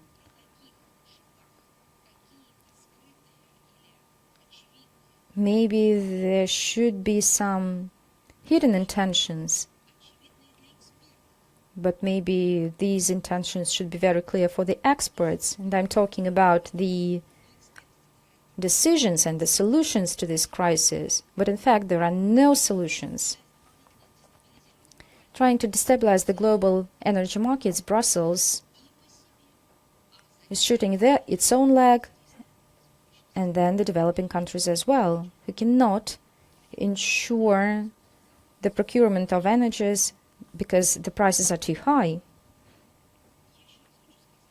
Let me repeat, the EU itself cannot pay more money for energy. So right now, it's not just about the support on paper for the developing states. It's about the existential crisis for the EU itself. There is one minor aspect. The EU countries got used to live in debt, and I've cited you some figures, today's figures. Probably they believe they will have a kind of an opportunity, I'm sorry for repeating the words, so they are trying to militarize Europe once again, so that to hide all and everyone and everything and all the reasons because it's all so stupid. And apart from demining and compromising of energy security, this package of sanctions naturally threatens the food security.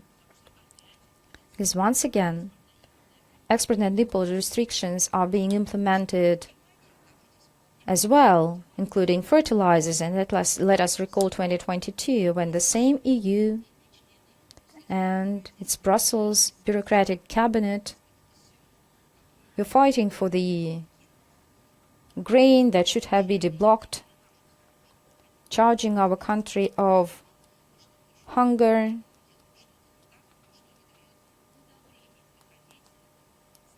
that Russia prevails any grain supplies. And right now, these two countries who urged for food security now take measures in order to shut down this and to damage this food security. So this all goes in conflict with the overwhelming majority, and the countries whose economic operators are becoming in the blacklists of the EU is growing, and this is amid conversations about human rights and concern for the developing states. So let us have a look what countries are will be directly restricted. These are China, UAE, Uzbekistan, Kazakhstan, Kyrgyzstan, Belarus, Turkey, Indonesia. So these countries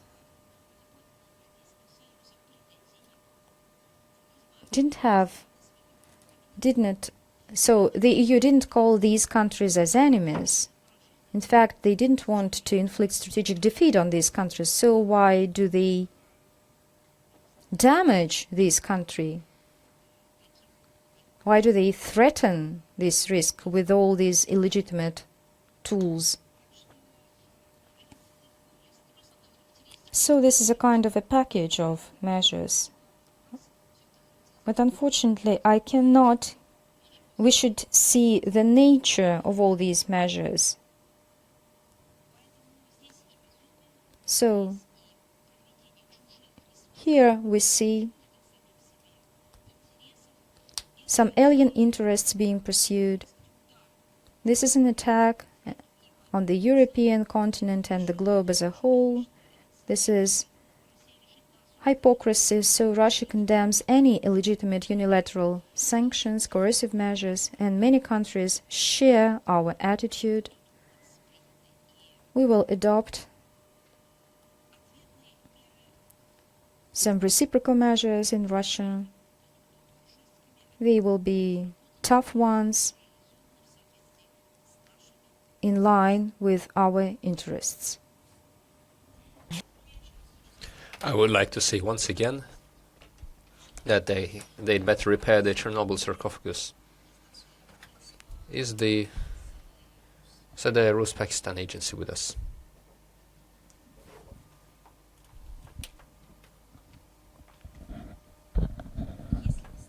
If not, let us move forward.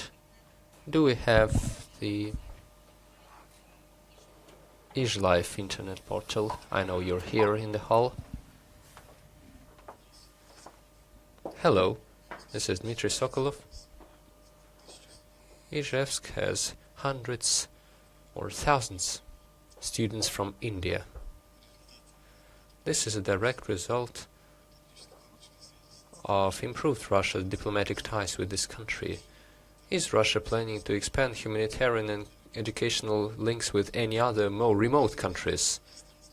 And what country could send its students to Izhevsk in the future? I don't know if there are any more remote countries that could expand educational contacts with us. We have a great number of students from the countries of Africa and Latin America. What could be more remote? What geographical region? The United States of America and Canada have banned themselves from any contacts with our country, even though we never segregated anyone. Latin America, South America send their students. The African continents as well. I don't think this is a matter of geography. I think this is a matter of interest to develop this area of our relations. The President of the Russian Federation has set forward a goal to increase the number of foreign students by 2030, studying in Russian universities and institutions, and we even have a goal of 500,000 people. To achieve this goal, together with the relevant agencies and ministries, our Foreign Ministry and Education Ministry work to improve the mechanisms of attracting foreign students to Russia.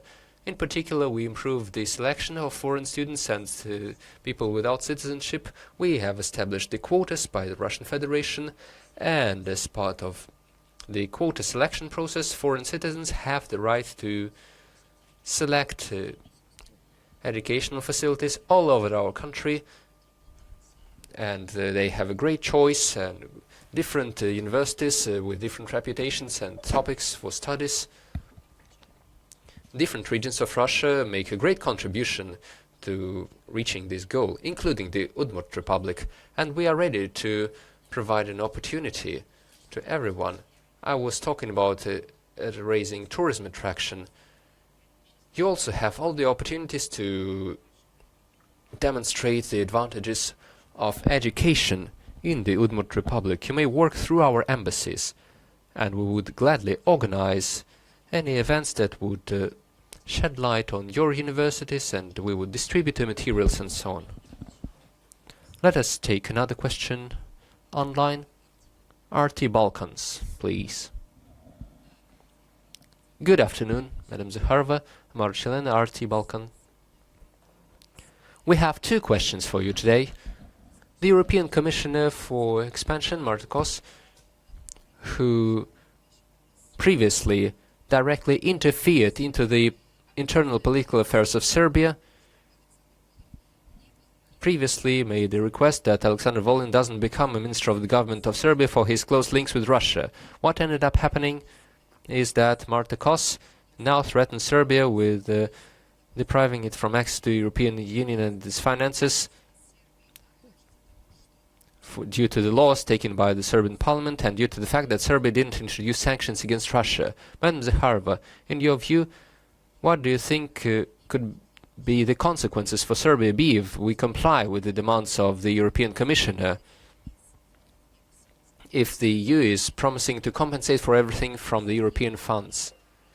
I would like to say that, judging by the statements which are made and stated by Brussels against Serbia, the European Union and the entire EU bureaucracy is treating Serbia and Serbians as the vassals. Who gave them the right to do so?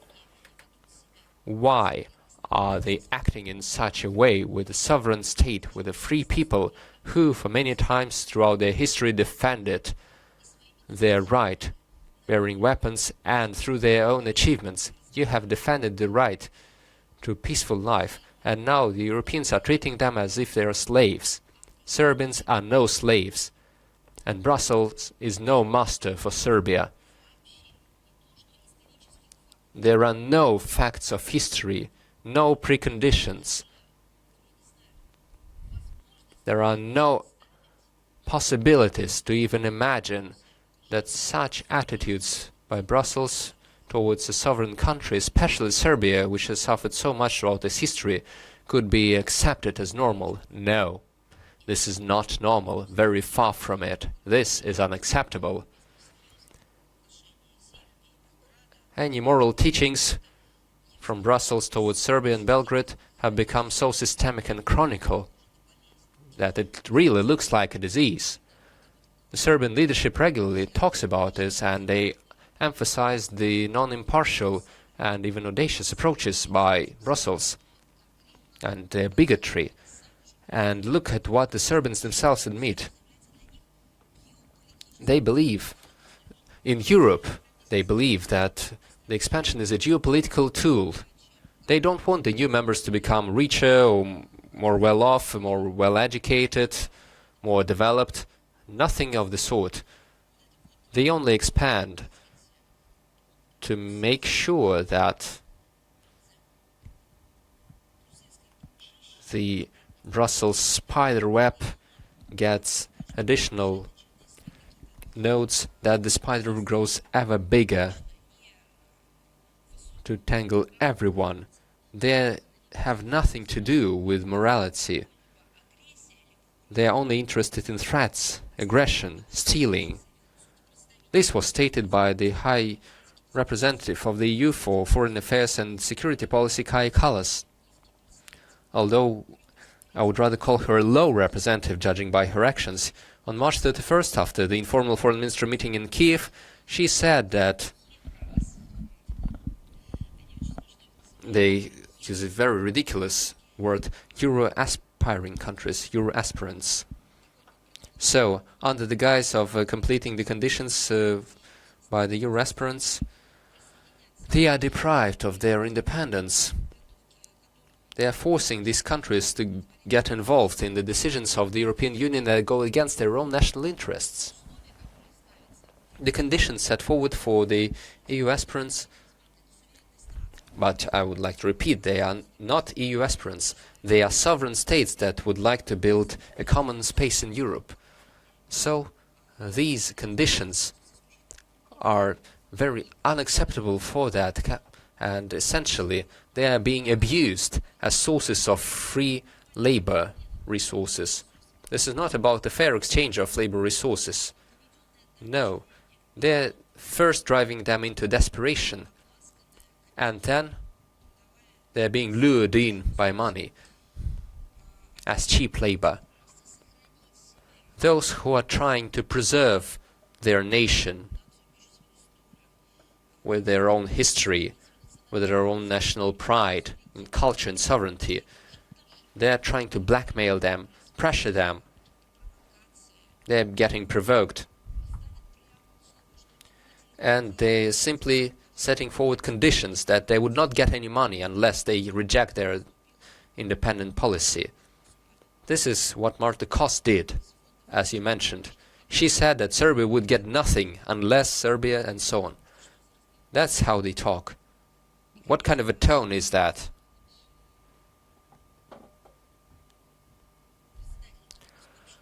And the chair of National Skupština, the parliament, Lavic, took note of the threats by the EU Special Rapporteur on Serbia, the Croatian Tanjin Picula, to deprive the Serbians of EU financement. These threats were made before the Orthodox Easter. This is so symbolic. On the eve of Easter, Serbians, as Orthodox religious people who defend their traditions, before Easters, people usually get presents, give each other presents. But these people, I think the EU doesn't even treat them as people. The only thing they receive for Easter is threats, aggressive rhetoric, and blackmail. This is quite telling. It shows the cynicism of the EU bureaucracy and reveals their true attitude towards Belgrade and the Serbians. They don't want to see them as equal partners. They want to tame the Serbians, want to teach them that they cannot be equals. Any steps towards Brussels only increase their appetites in Brussels. They demand even more compromises. There is a telling example of North Macedonia, which agreed to very painful constitutional changes and even joined NATO, but got nothing in return in terms of European integration.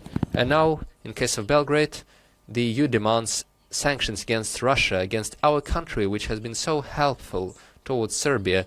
We are a real source of their well-being.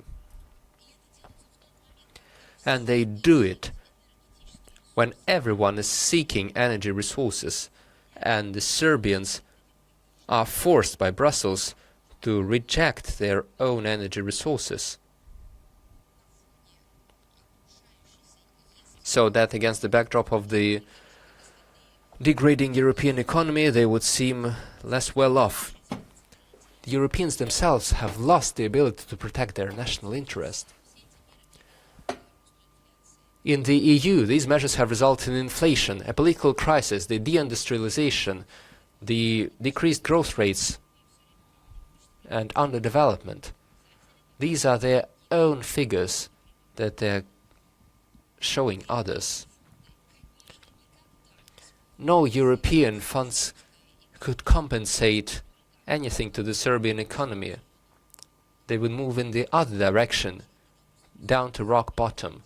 Brussels is unsatisfied with the presence of third countries in Serbia. They believe the Balkans are their own domain, their own vassals. Apparently, they would not stop at that demand to sever economic ties with Russia. They would move even further. Do you have another question? Yes, we do. On April 16, the chair of Moldovan Parliament, Igor Gross, made an inappropriate statement against the Russian ambassador in Chisinau, Alexey Pimanov. But he said they would not expel him, that he's free to keep working for some time. How could you comment on that statement regarding the Russian ambassador?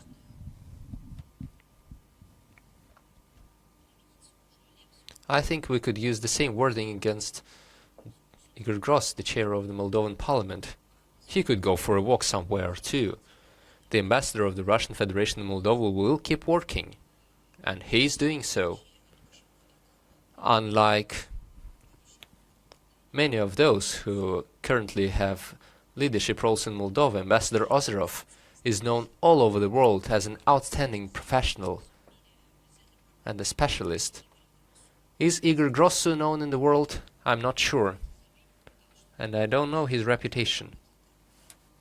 I have failed to find anything about him, apart from political manipulations and jumping from post to post. I know nothing else of his achievements, unlike the achievements of Ambassador Ozerov, who is an outstanding diplomat and a top-class professional who is known and respected all over the world.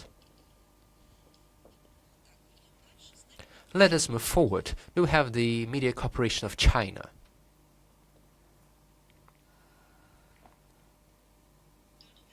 Yes, good afternoon. We have one question today. Recently, the international community has been closely monitoring the process of US-Iranian negotiations. Everyone calls to resume the talks to avoid further escalation. However, the Prime Minister of Israel, Benjamin Netanyahu, recently said that the war with Iran was not over. Moreover, he also said, I quote, that small Israel and our great friend the United States bear the burden of the entire Western civilization, end of quote. The question is, how does Russia treat such statements, and would they undermine the fragile peace process?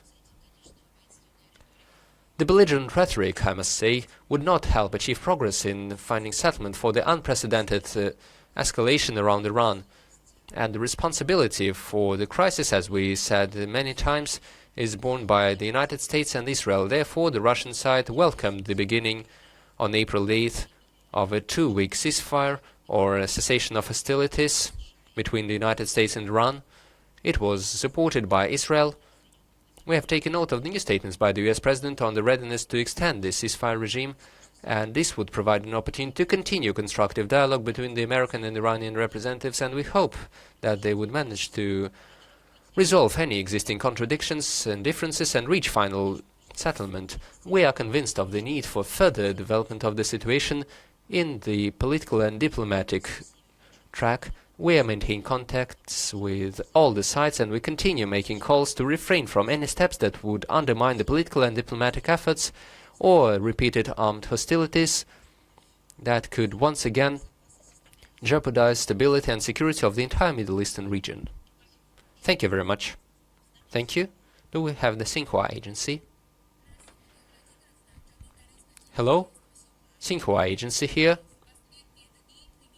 Recently, Prime Minister of Japan sent a ritual offering to the Sigune Temple, which is considered to be a symbol of Japanese militarism and military aggression.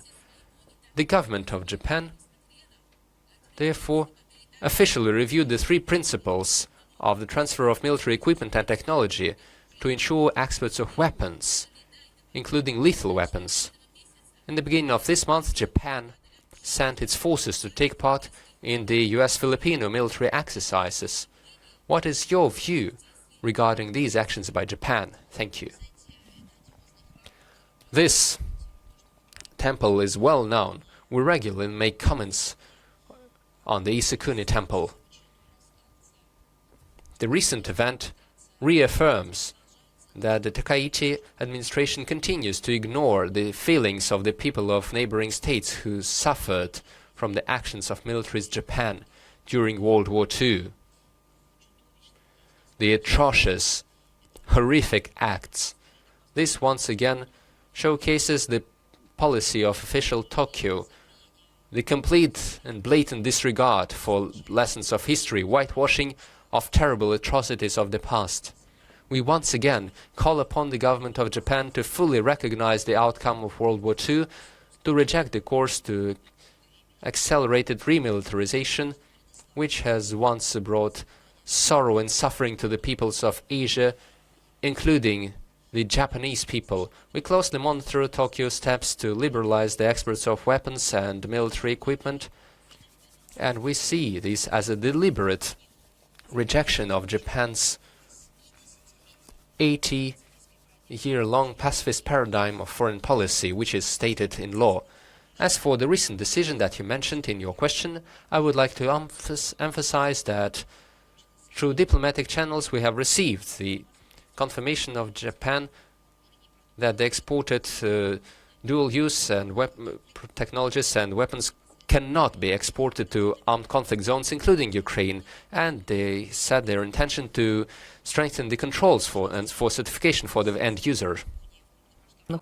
Large-scale maritime exercises, we can say that we're permanently broadcasting Tokyo, saying to Tokyo that we are alarmed by its alliance with the United States because of these quasi-alliances, and these steps just escalate tensions in this part of the world and are not conducive to stability and harmonious coexistence and co-development. Yes, thank you very much. Is Reuters with us? Yes, good afternoon. We have a question on Cuba. President Trump on the 18th of April made a statement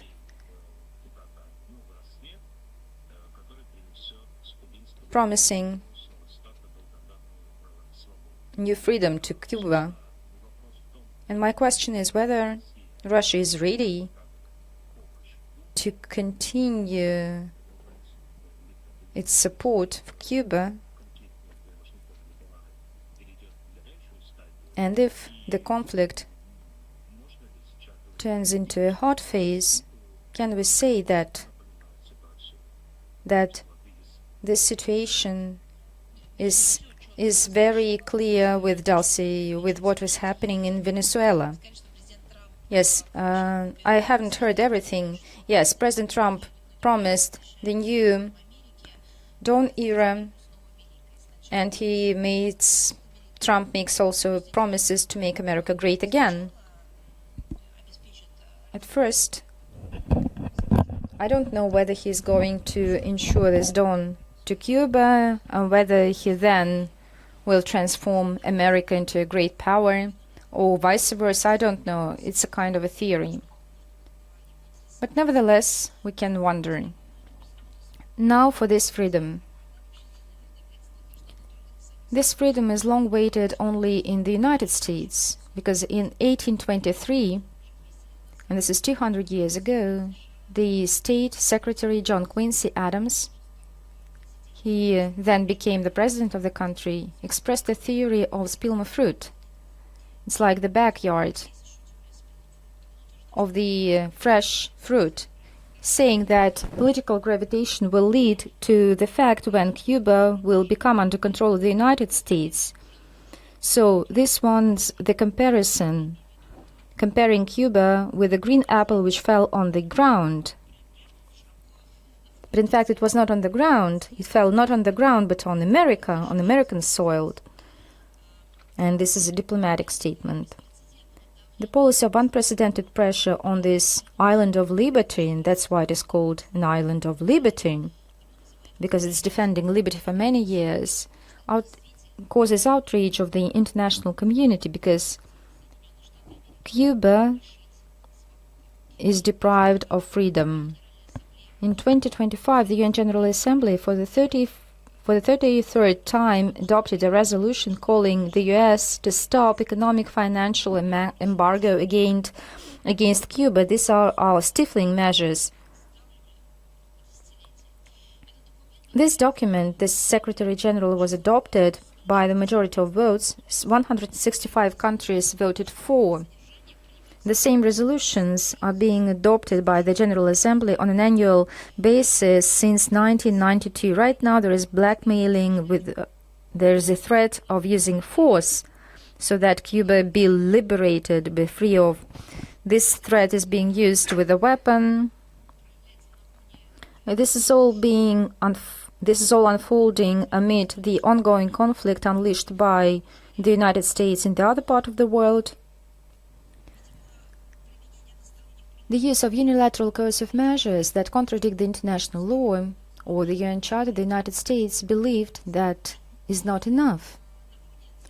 Amid targeted and malicious escalation of tensions with Cuba, we reaffirm that we remain steadfast with the fraternal people of Cuba. Our position is well known. We deny blackmailing, threats, and this is all comes along with this demonstrative and aggressive pressure of Washington on Havana for the purpose of interference and to dismantle the statehood of the state. Yes, thank you. Is Verelk with us? Today we have one question. In the wake of the Genocide Day, over the last days, the Stepanakert, Azerbaijan, destroyed 2 Armenian churches. A cathedral church was destroyed as well. So what can you say about these barbaric acts?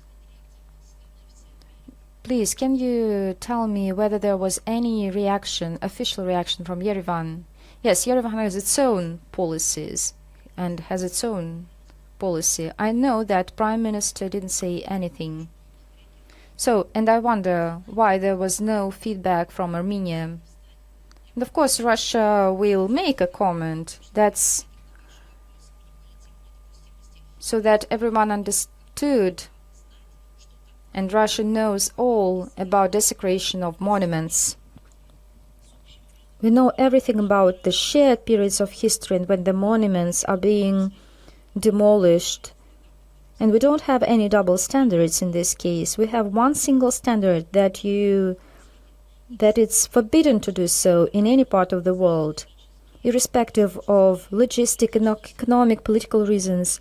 You can negotiate and find common grounds. Let me recall you that the trilateral agreement, high-level agreement, concluded between 2020 and 2022 between Armenia and Azerbaijan provides for the humanitarian reconciliation track, including the topics of return and exchange of all detainees, careful attitude towards monuments of architecture, memorial complexes, sharing of information among the relevant agencies to search for the missing persons. As you know, over the public opinion, this request is quite relevant today, and your request just confirms the relevance of this request. So I believe that this question, your question, should be asked to the leadership of Armenia. Yes, thank you. Is Susanin Information Agency with us? Yes, Madam Zakharova, good afternoon. You've said a couple of words on Cuba, but let me add a minor remark. Cuba is known, so it is close to us in terms of culture, social culture. So if the United States invades Cuba, what will be Russia's response? And comment whether we will have a kind of reaction from Russia. We haven't changed our position. We remain steadfast that Russia and Cuba have historic ties of friendship, forged throughout the history, we have always sided with Cuba in its fight for independence, in its right to develop and follow its own path and live according to their own rules and defend their national interests. And we have been witnessing that Cuba does so in accordance with the international law. So it poses no threat to anyone. So we will continue to support our Cuban friends to render this humanitarian aid to Cuba. And amid this artificially confrontation situation, Russia confirms its solidarity with the government and fraternal people of Cuba. So I won't repeat all that I have already said. So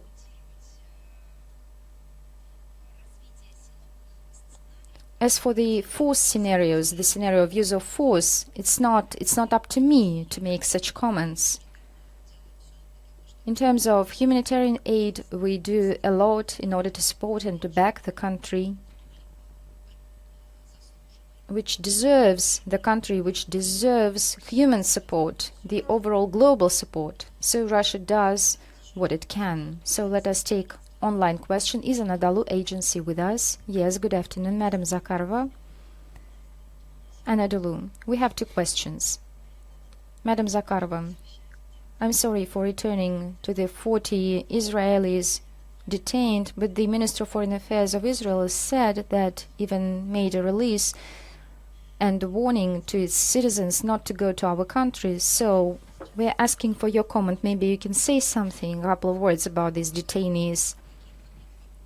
I'm not in the capacity of making such comments. Every country has its own procedures, and in terms of the border crossing. And when I went to Israel, irrespective of the passport I have, whether it's a diplomatic or a general passport, you should undergo all the security measures. And I remember quite well all the procedures I got, and my luggage, the content of my luggage was a little bit different, because I was told that my luggage was analyzed and was searched for by the security services, and I believe it was in 2017. I visited Israel for the holy purposes. So these are their own rules and procedures. But on the other hand, this should be done in a respectful way. But nevertheless, the Israeli citizens, likewise the citizens of other states, undergo all security measures at the border on an equal and mutually respectful basis. So I don't have any other comments on this case. So unfortunately we see some weird refusal to our citizens who want to come to Israel. We regularly have informed the Israel government about such cases. And we are being explained that these are the security requirements.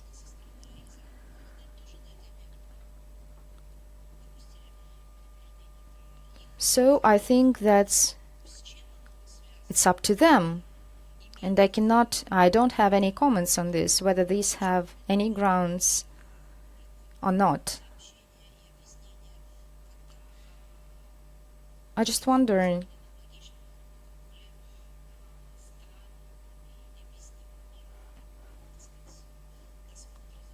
that they don't make any comments on other security procedures.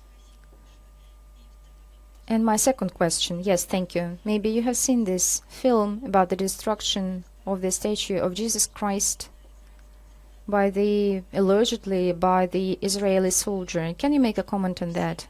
I believe that everyone, the whole world, has seen this footage. And this can be, and of course, the demolition of the statue of Jesus Christ in South Lebanon is a barbarian act. It cannot be justified. But what is most important here is that the leadership of the State of Israel, the Minister of Foreign Affairs of Israel, Tzahal representatives made official excuses. They did not say that these were fakes, but they said that all the perpetrators will be punished, and that is extremely important. And we appreciate all these measures adopted and taken by the official leadership of Israel. And so another important piece of information, that on the 23rd of April, with peacekeepers from the temporary mission of UN in Lebanon, this statue was restored. Yes, thank you very much. And now we are wrapping up. Is Newsroom with us? Madam Zakharova, good afternoon. Newsroom is with you. We have two questions. The first, Germany summoned our ambassador in Kyiv, saying that Moscow tries to weaken the support of Ukraine. And I'm talking about the publication of the Defense Ministry of Russia of the enterprises that manufacture drones for Kyiv. What is Russia's official comment on this incident? We have a good tradition. When our ambassadors are summoned, they use this opportunity for awareness raising. So what is unfolding in Ukraine? We've already mentioned that the pumping of weapons with weapons and money turns Germany into a direct sponsor of international terrorism. We want Germany from further escalation of this topic. We urged, using all diplomatic opportunities, Germany to stop militarizing the country under the slogans for as long as it needs. And I believe they didn't wake up to this idea. It's quite... And public figures, when public figures use non-diplomatic statements, the political establishment doesn't like it. So if they don't like to listen to non-diplomatic statements, please listen to diplomatic statements. And the European and all those Western curators found themselves in hysteria. This publication about the European donors is not a revelation. I know that Berlin was always proud of its own contribution in the war in Ukraine. And they called it this contribution for the development purposes, for the development of democracy. So please, they were proud of it. So, otherwise they should recognize that this is the sponsorship of terrorism. Facts are very telling. And otherwise this is especially in the context of irrefutable evidence. In terms of anti-Russia campaign, Russia has not ever concealed its intentions. So let me ask a question. Why are you so afraid of this? It was just a fact. I'm talking about the publication. We just published all those who are engaged in these activities. And so what is interesting, they are providing prizes to anyone, giving the floor to Zelensky. That's not the problem. And when they are finding that their companies are among the members who sponsor war in Ukraine, they don't like it. In fact, all those people are afraid of all this because they are feeling that they are a part of this conflict. They are scaring of this fact. They are scaring of being charged of terrorism. We believe that our message was heard there, and hopefully we won't repeat this again. What we are going to repeat in the future if they don't wake up to this idea. Yes, we have a second question. The MP from the Riga parliament said that in Latvia, school children are banned to speak Russian not only in schools but during their free time. Can you make a comment on what is unfolding? I believe that they are Nazis, and that's my comment. The Nazis always banned people on the ethnic grounds to promote culture, history, use language. The Nazis restricted all freedoms on the basis of ethnicity. And not to mention resolutions, violations of resolutions. This is Nazism as it is. When the man is not allowed to enter the room if he has, on the grounds of his ethnicity or origin, this is Nazism. When people are denied from sports events due to their origin, this is Nazism, not double standards. Likewise, with the native language, when people are banned to speak their mother tongue, this is Nazism, and no other term and no other language for this.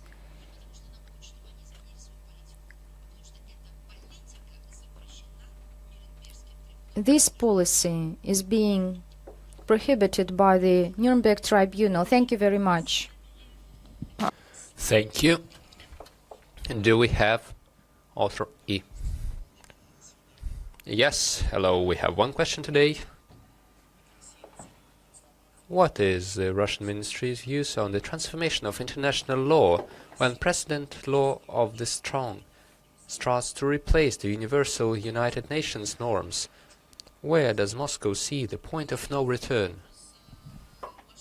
This is a large-scale philosophical question about the points of return and no return. We regularly say that you must either comply with international law as something obliging, or you go down into chaos. Many see this today as you turn on the TV set or open a newspaper or go outside. We have given examples of all of that. The destruction of legality, destruction of national and supranational law. We saw this in the 1930s, and despite the atrocious events of World War II, we came back to law, and even stronger by creating an entire system of international law led by the United Nations. So now, let us not talk about the points of return and no return. Let us do everything to inform the global community, this is one of our goals, that we must save international law, develop it. We must say that it requires reform and it is being reformed. However, full rejection or partial segmented rejection of law or manipulation with international law or making up new norms and stories of a certain rule-based world order, this would only result in one thing: chaos, direct clashes and violent conflicts. Thank you. Thank you. Do we have the School of Journalists of Mezentsev under the Central House of Journalism? Yes, hello. How could you comment on the discussion of France and Poland of joint military exercises as part of the French initiative of advanced deterrence? I have mentioned this topic many times today, and we have our principled positions. We will publish the links in the text of the briefing. I can confirm once again that NATO and the European Union activities in the nuclear and military spheres are monitored by us very carefully, including the growing involvement of nominally non-nuclear states from the Western camp.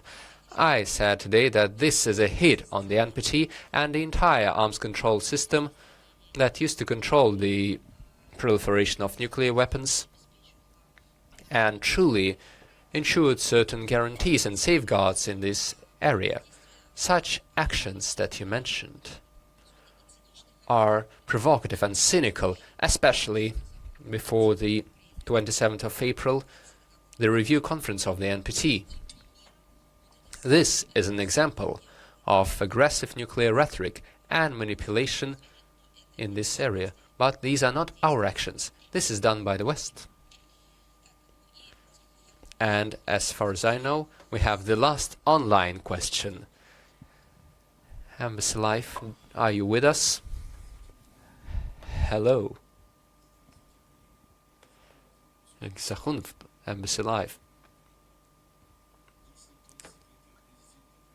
If Dmitry Peskov, the press secretary of the president, publicly admits that Russia is losing its influence in the CIS, that the key communication platforms are under the control of hostile social media, that Telegram and global platforms are essentially unavailable for official work, then the question is, where should we share our agenda? There is no answer to that. Can we honestly say that many years of foreign information policy of Russia in the digital sphere has failed? And instead of that, we are trying to justify the loss of this influence. Is there any solution for the foreign ministry? Yes, I can respond to your question that you've been formulating for so long. You won't get there. We have always been working and we will keep working on this track. And the fact that our national systems are required, there's no question about it, and there's no doubt. We will keep working in our own national platforms, and we will work using all the opportunities we have to promote our agenda in the digital sphere. So please keep monitoring and keep following us on all the social platforms. And I would like to ask if you have any questions in the audience. I'm here with you as long as you want. Yes, to continue a question from my colleague regarding the tools. You mentioned the Buranova grandmothers. Can they be called a tool of soft power that's been mentioned today? How relevant is that today? That is a matter for discussion. As for soft power, there is humanitarian and cultural cooperation, there is cultural influence, there is dialogue of civilizations. And then there is something that has been established and built by the West and called soft power. They don't respect culture. They think culture should be turned into power. They think that culture should become a weapon, a tool. That is not our approach. How can we weaponize Tchaikovsky? They are trying to do the same. They are trying to cancel, to redirect, to use. They act differently at different stages. For example, the BBC. During the Soviet Union, BBC radio was broadcasts on the orthodoxy and Christianity. The British ideologists working for a state-funded corporation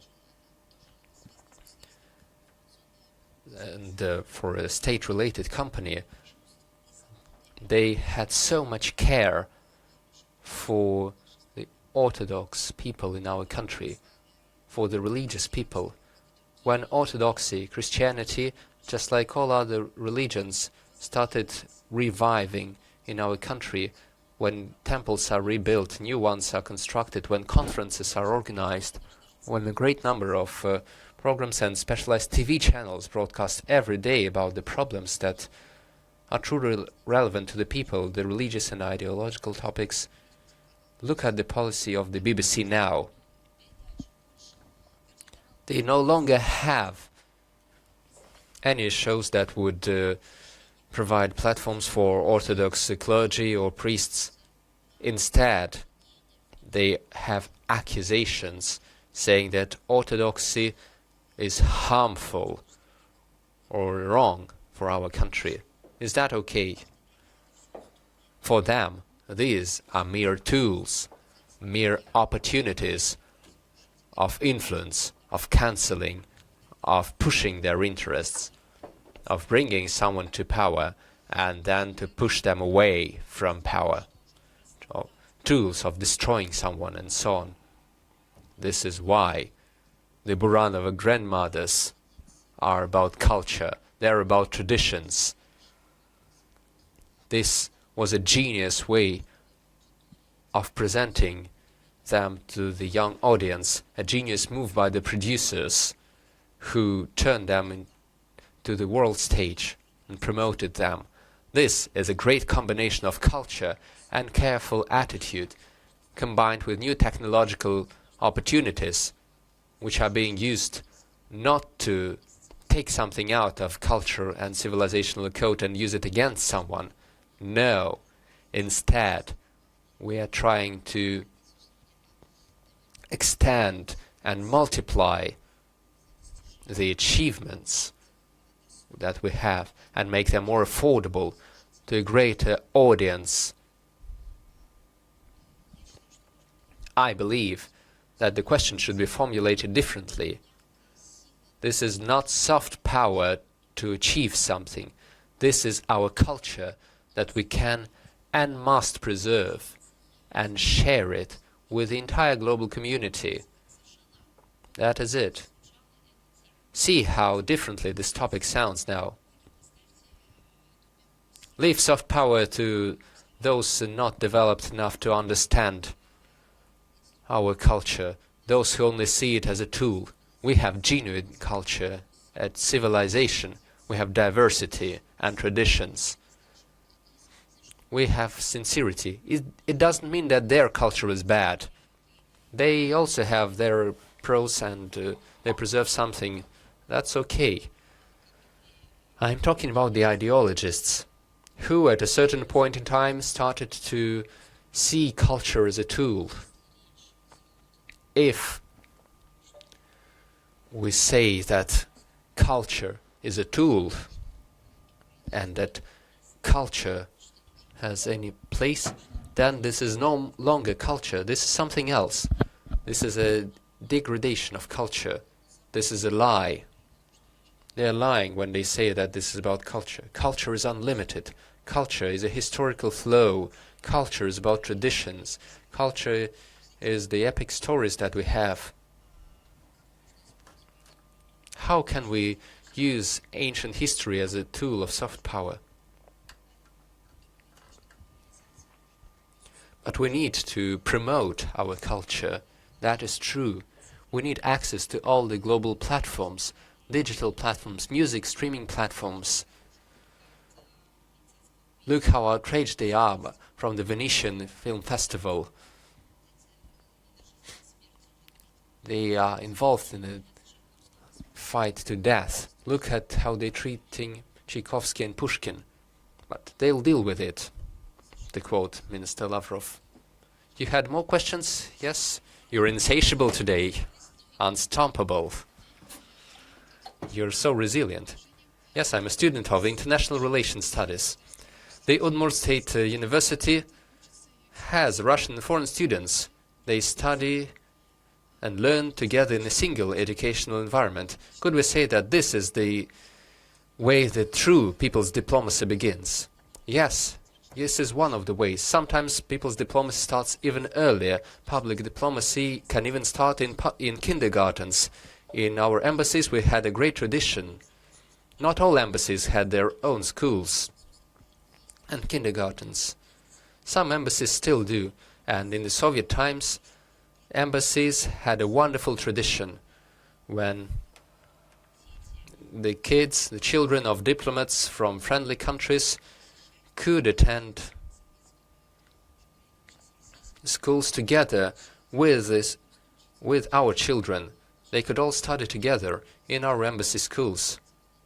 I had a similar international kindergarten in the embassy in China. Then it was an international class in each school working at the Russian embassy in China. The kindergarten and the school and my class had kids from Mongolia, from Bulgaria, from Poland, and Czechoslovakia, Yugoslavia, Romania, Cuba. I mentioned Cuba, or did I not? that provided amazing opportunities. Our school treated everyone equally. It was in the 1990s. We didn't have enough textbooks. There was no internet yet, so the textbooks had to be sent from Russia. And our teachers and the director told us that you may use a single textbook together, for example, one book per 2 people. But the foreign kids had to have each one textbook. So that is how we shared with everyone. That is how we built friendship, and we still keep friendship with them. It is only based on our childhood memories. We understood that our country provided us an opportunity to learn as equals without segregation, to get equal knowledge. That is also a great opportunity. Another question, please. Good afternoon. Olga Vitoshkina, Prigorny Vesti. Your activities, Madam Zakharova, require great efforts and responsibility, constant attention and unlimited energy. But we know that you are an author of poetry and songs, someone whose speeches use special language. You have a special way with words. How do you manage to combine such different but at the same time similar areas of activity, and where do you find the strength, the time and the inspiration for art given your very busy schedule? Thank you. Thank you very much. I would like to say that doctors, miners, pilots, teachers, engineers, the military servicemen,